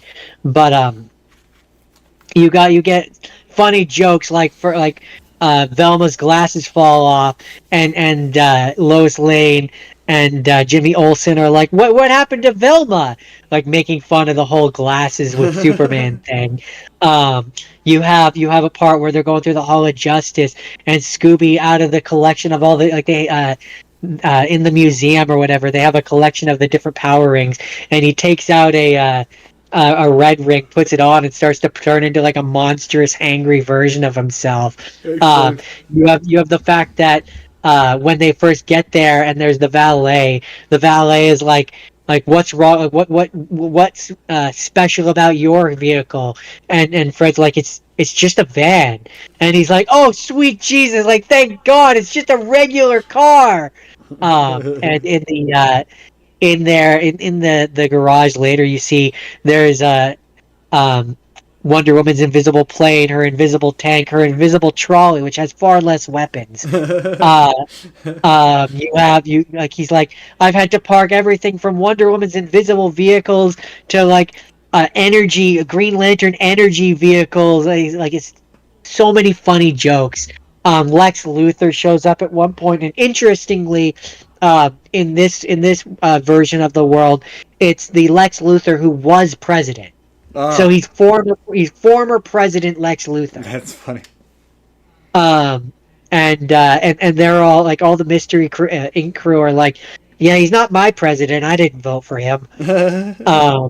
And Lex has his dog there, who is Rex Ruther. Right. And so they're going through, they're trying to solve the mystery and everything. And I'm not going to give away every single detail, but there's a point where throughout the city, the city is overrun by villains because Justice League has been missing. So you get to see Giganta, Solomon Grundy, Joker, Harley Quinn, General Zod, Non, Ursa, and Brainiac. And there's this whole scene when they're coming into the city where like they're dodging in the van, they're dodging all the villains and stuff, and it's funny. It's a lot of fun. I was smiling pretty much the entire time that I was watching this. Um, um, and So there's a point where inevitably Crypto shows up, and Scooby's like, Super Dog! And he's like in wonder because of Crypto. And the one thing that I would have changed, because Crypto doesn't talk, he barks, right? Like a normal dog. Yeah. So when you put him beside Scooby and Scooby's the talking dog, it kind of makes me go like, well, what they could have done is they like they could have had a scene or two where it's like just Scooby and Crypto, and Scooby can understand him, That'd be funny. but no one else can. I think it should turn out Like, that Crypto can talk and he talks like Scooby, but he's self-conscious. I mean, that would be funny too, but I so rock like Ruby. I'm arraigned. there's a point where Daphne and Velma are talking about like who their favorite superheroes are or something like that, and Velma's like oh man, like I love Wonder Woman, like she's my favorite. And then later in the movie, once they rescue because spoiler alert, they of course save the Justice League. They saved the Justice League. And so there's a point later on where Wonder Woman is like Jinkies, and I'm like, yay, that's funny. She said the thing. And so you've got a pretty fun cast. Frank Welker's obviously Scooby-Doo and Fred Jones, Matthew Lillard, Shaggy Rogers. But then you've got Nolan North as Superman and Joker and the computer. That's funny. I'm pretty sure fun. this was one that it got it was supposed to come out and then it got canceled and then it leaked on the internet. And I'm pretty sure. I could be wrong. Correct me if I'm wrong. Production. It was in development by 2021. On February 2nd, 2023, yada, yada, yada, James Gunn confirmed, yada, yada, yada, Elseworlds. And then it was March 2023. It was alleged to be canceled as a tax write-off for parent company Warner Brother Discoveries, yada, yada, yada, and was subsequently leaked online. And then they decided to release it anyway. And then they didn't cancel it, and then they put it out. Yep, because they insist it wasn't because it leaked on the internet, but we all know. We know. So there's a lot of fun in this one. There's the classic Scooby chase scene over musical interlude where Solomon Grundy is chasing them all, and in that scene there's a lot of fun references in there. You get to see Daphne as a badass wearing a bat belt swinging around on a grapple hook. There's just I genuinely like if you like Scooby-Doo and you like them making fun of DC stuff, watch this movie because it's just it's a quick 76 minutes. It's not a super long one, and I just found myself smiling the entire time. It's pretty fun. It's a good time. And that's another fun edition of Jordan Sings a Movie's Praises. That is the end of our Hanna Barbera special. How did everyone feel about the Hanna Barbera special? Was it nom nom good, delicious nom nom? Jordan, how did you feel about the Hanna Barbera special? I felt that it was like eating brand cereal, where It's good for you. It's healthy. It's not doing you any serious harm, but it's no Cocoa Puffs. Yeah, it's not. Yeah, it's not like a Disney brand. Cocoa Like Puffs. you have you have your Cheerios, which are like the Scooby Doo's, which are the ones that are good for you, but you still enjoy them. But for every Scooby Doo, there's a Huckleberry Hound, which is just straight Brano. You're not wrong. You're not wrong. You're not wrong. But that's it. So next week, everybody. Next week. Next week is a little known holiday called 420. Say it with me now, Jordan. 420. I'm gonna say it without peeking the mic. It 420. is 420. 420. Justin. So 420. So obviously because it's 420, we have to do stoner movies. It's like it's the first time the show's gonna be on 420, so we're gonna do some stoner movies. So yeah, that's gonna happen. I'm probably What you're saying? I'm probably gonna watch. I'm probably gonna do Pineapple Express. I was thinking about doing Pineapple Express. I'm definitely gonna do Cheech and Chong. Rock, paper, scissors, shoot. Rock, paper. We'll finish this after. Wait. Paper, scissors, Rock, paper, shoot. scissors, shoot. Shoot. Rock, paper, scissors, shoot. Rock, paper, scissors, shoot. Rock, paper. Okay, well we'll have to. This could go all day. We'll have to finish this off stream. That's the end of the show. Jordan, where can people find you? I do Minecraft Mondays when the internet doesn't crap out on us on Sundays and stop me from doing it. Then He usually does Minecraft Mondays. Twitch, Zethgore187. Yeah. Be there or don't. Also, I'm going to be competing with him. I'm going to also be airing our live Star Trek Final Frontier Season 1 extravaganza. We talk on Monday at 5 o'clock on Final Frontier. Go check that out. I'm going to be in my Star Trek uniform, doing my Star Trek. You can also find the show on Spur of the Moment P. Jordan, you can email the show. I bet you didn't know, if you want to sponsor us or just for any reason, any old reason. You can join the Discord. You could pay us on Patreon if you'd like. That'd be pretty sweet. You could follow me. I'm on TikTok. I'm Justin Spurr on TikTok. You can follow me. Leave us a comment. Share it, like and comment, like and share, and tell people to subscribe to us. And subscribe. Get because us to you 150. because you want Justin to eat those hot peppers. You want to hear Jordan's angry Apple TV rant. I mean, more because you want to see Justin suffer with the peppers. I mean, you want to see me eat those peppers. But in the meantime, we'll see you next week, everyone. Have a good day. See ya.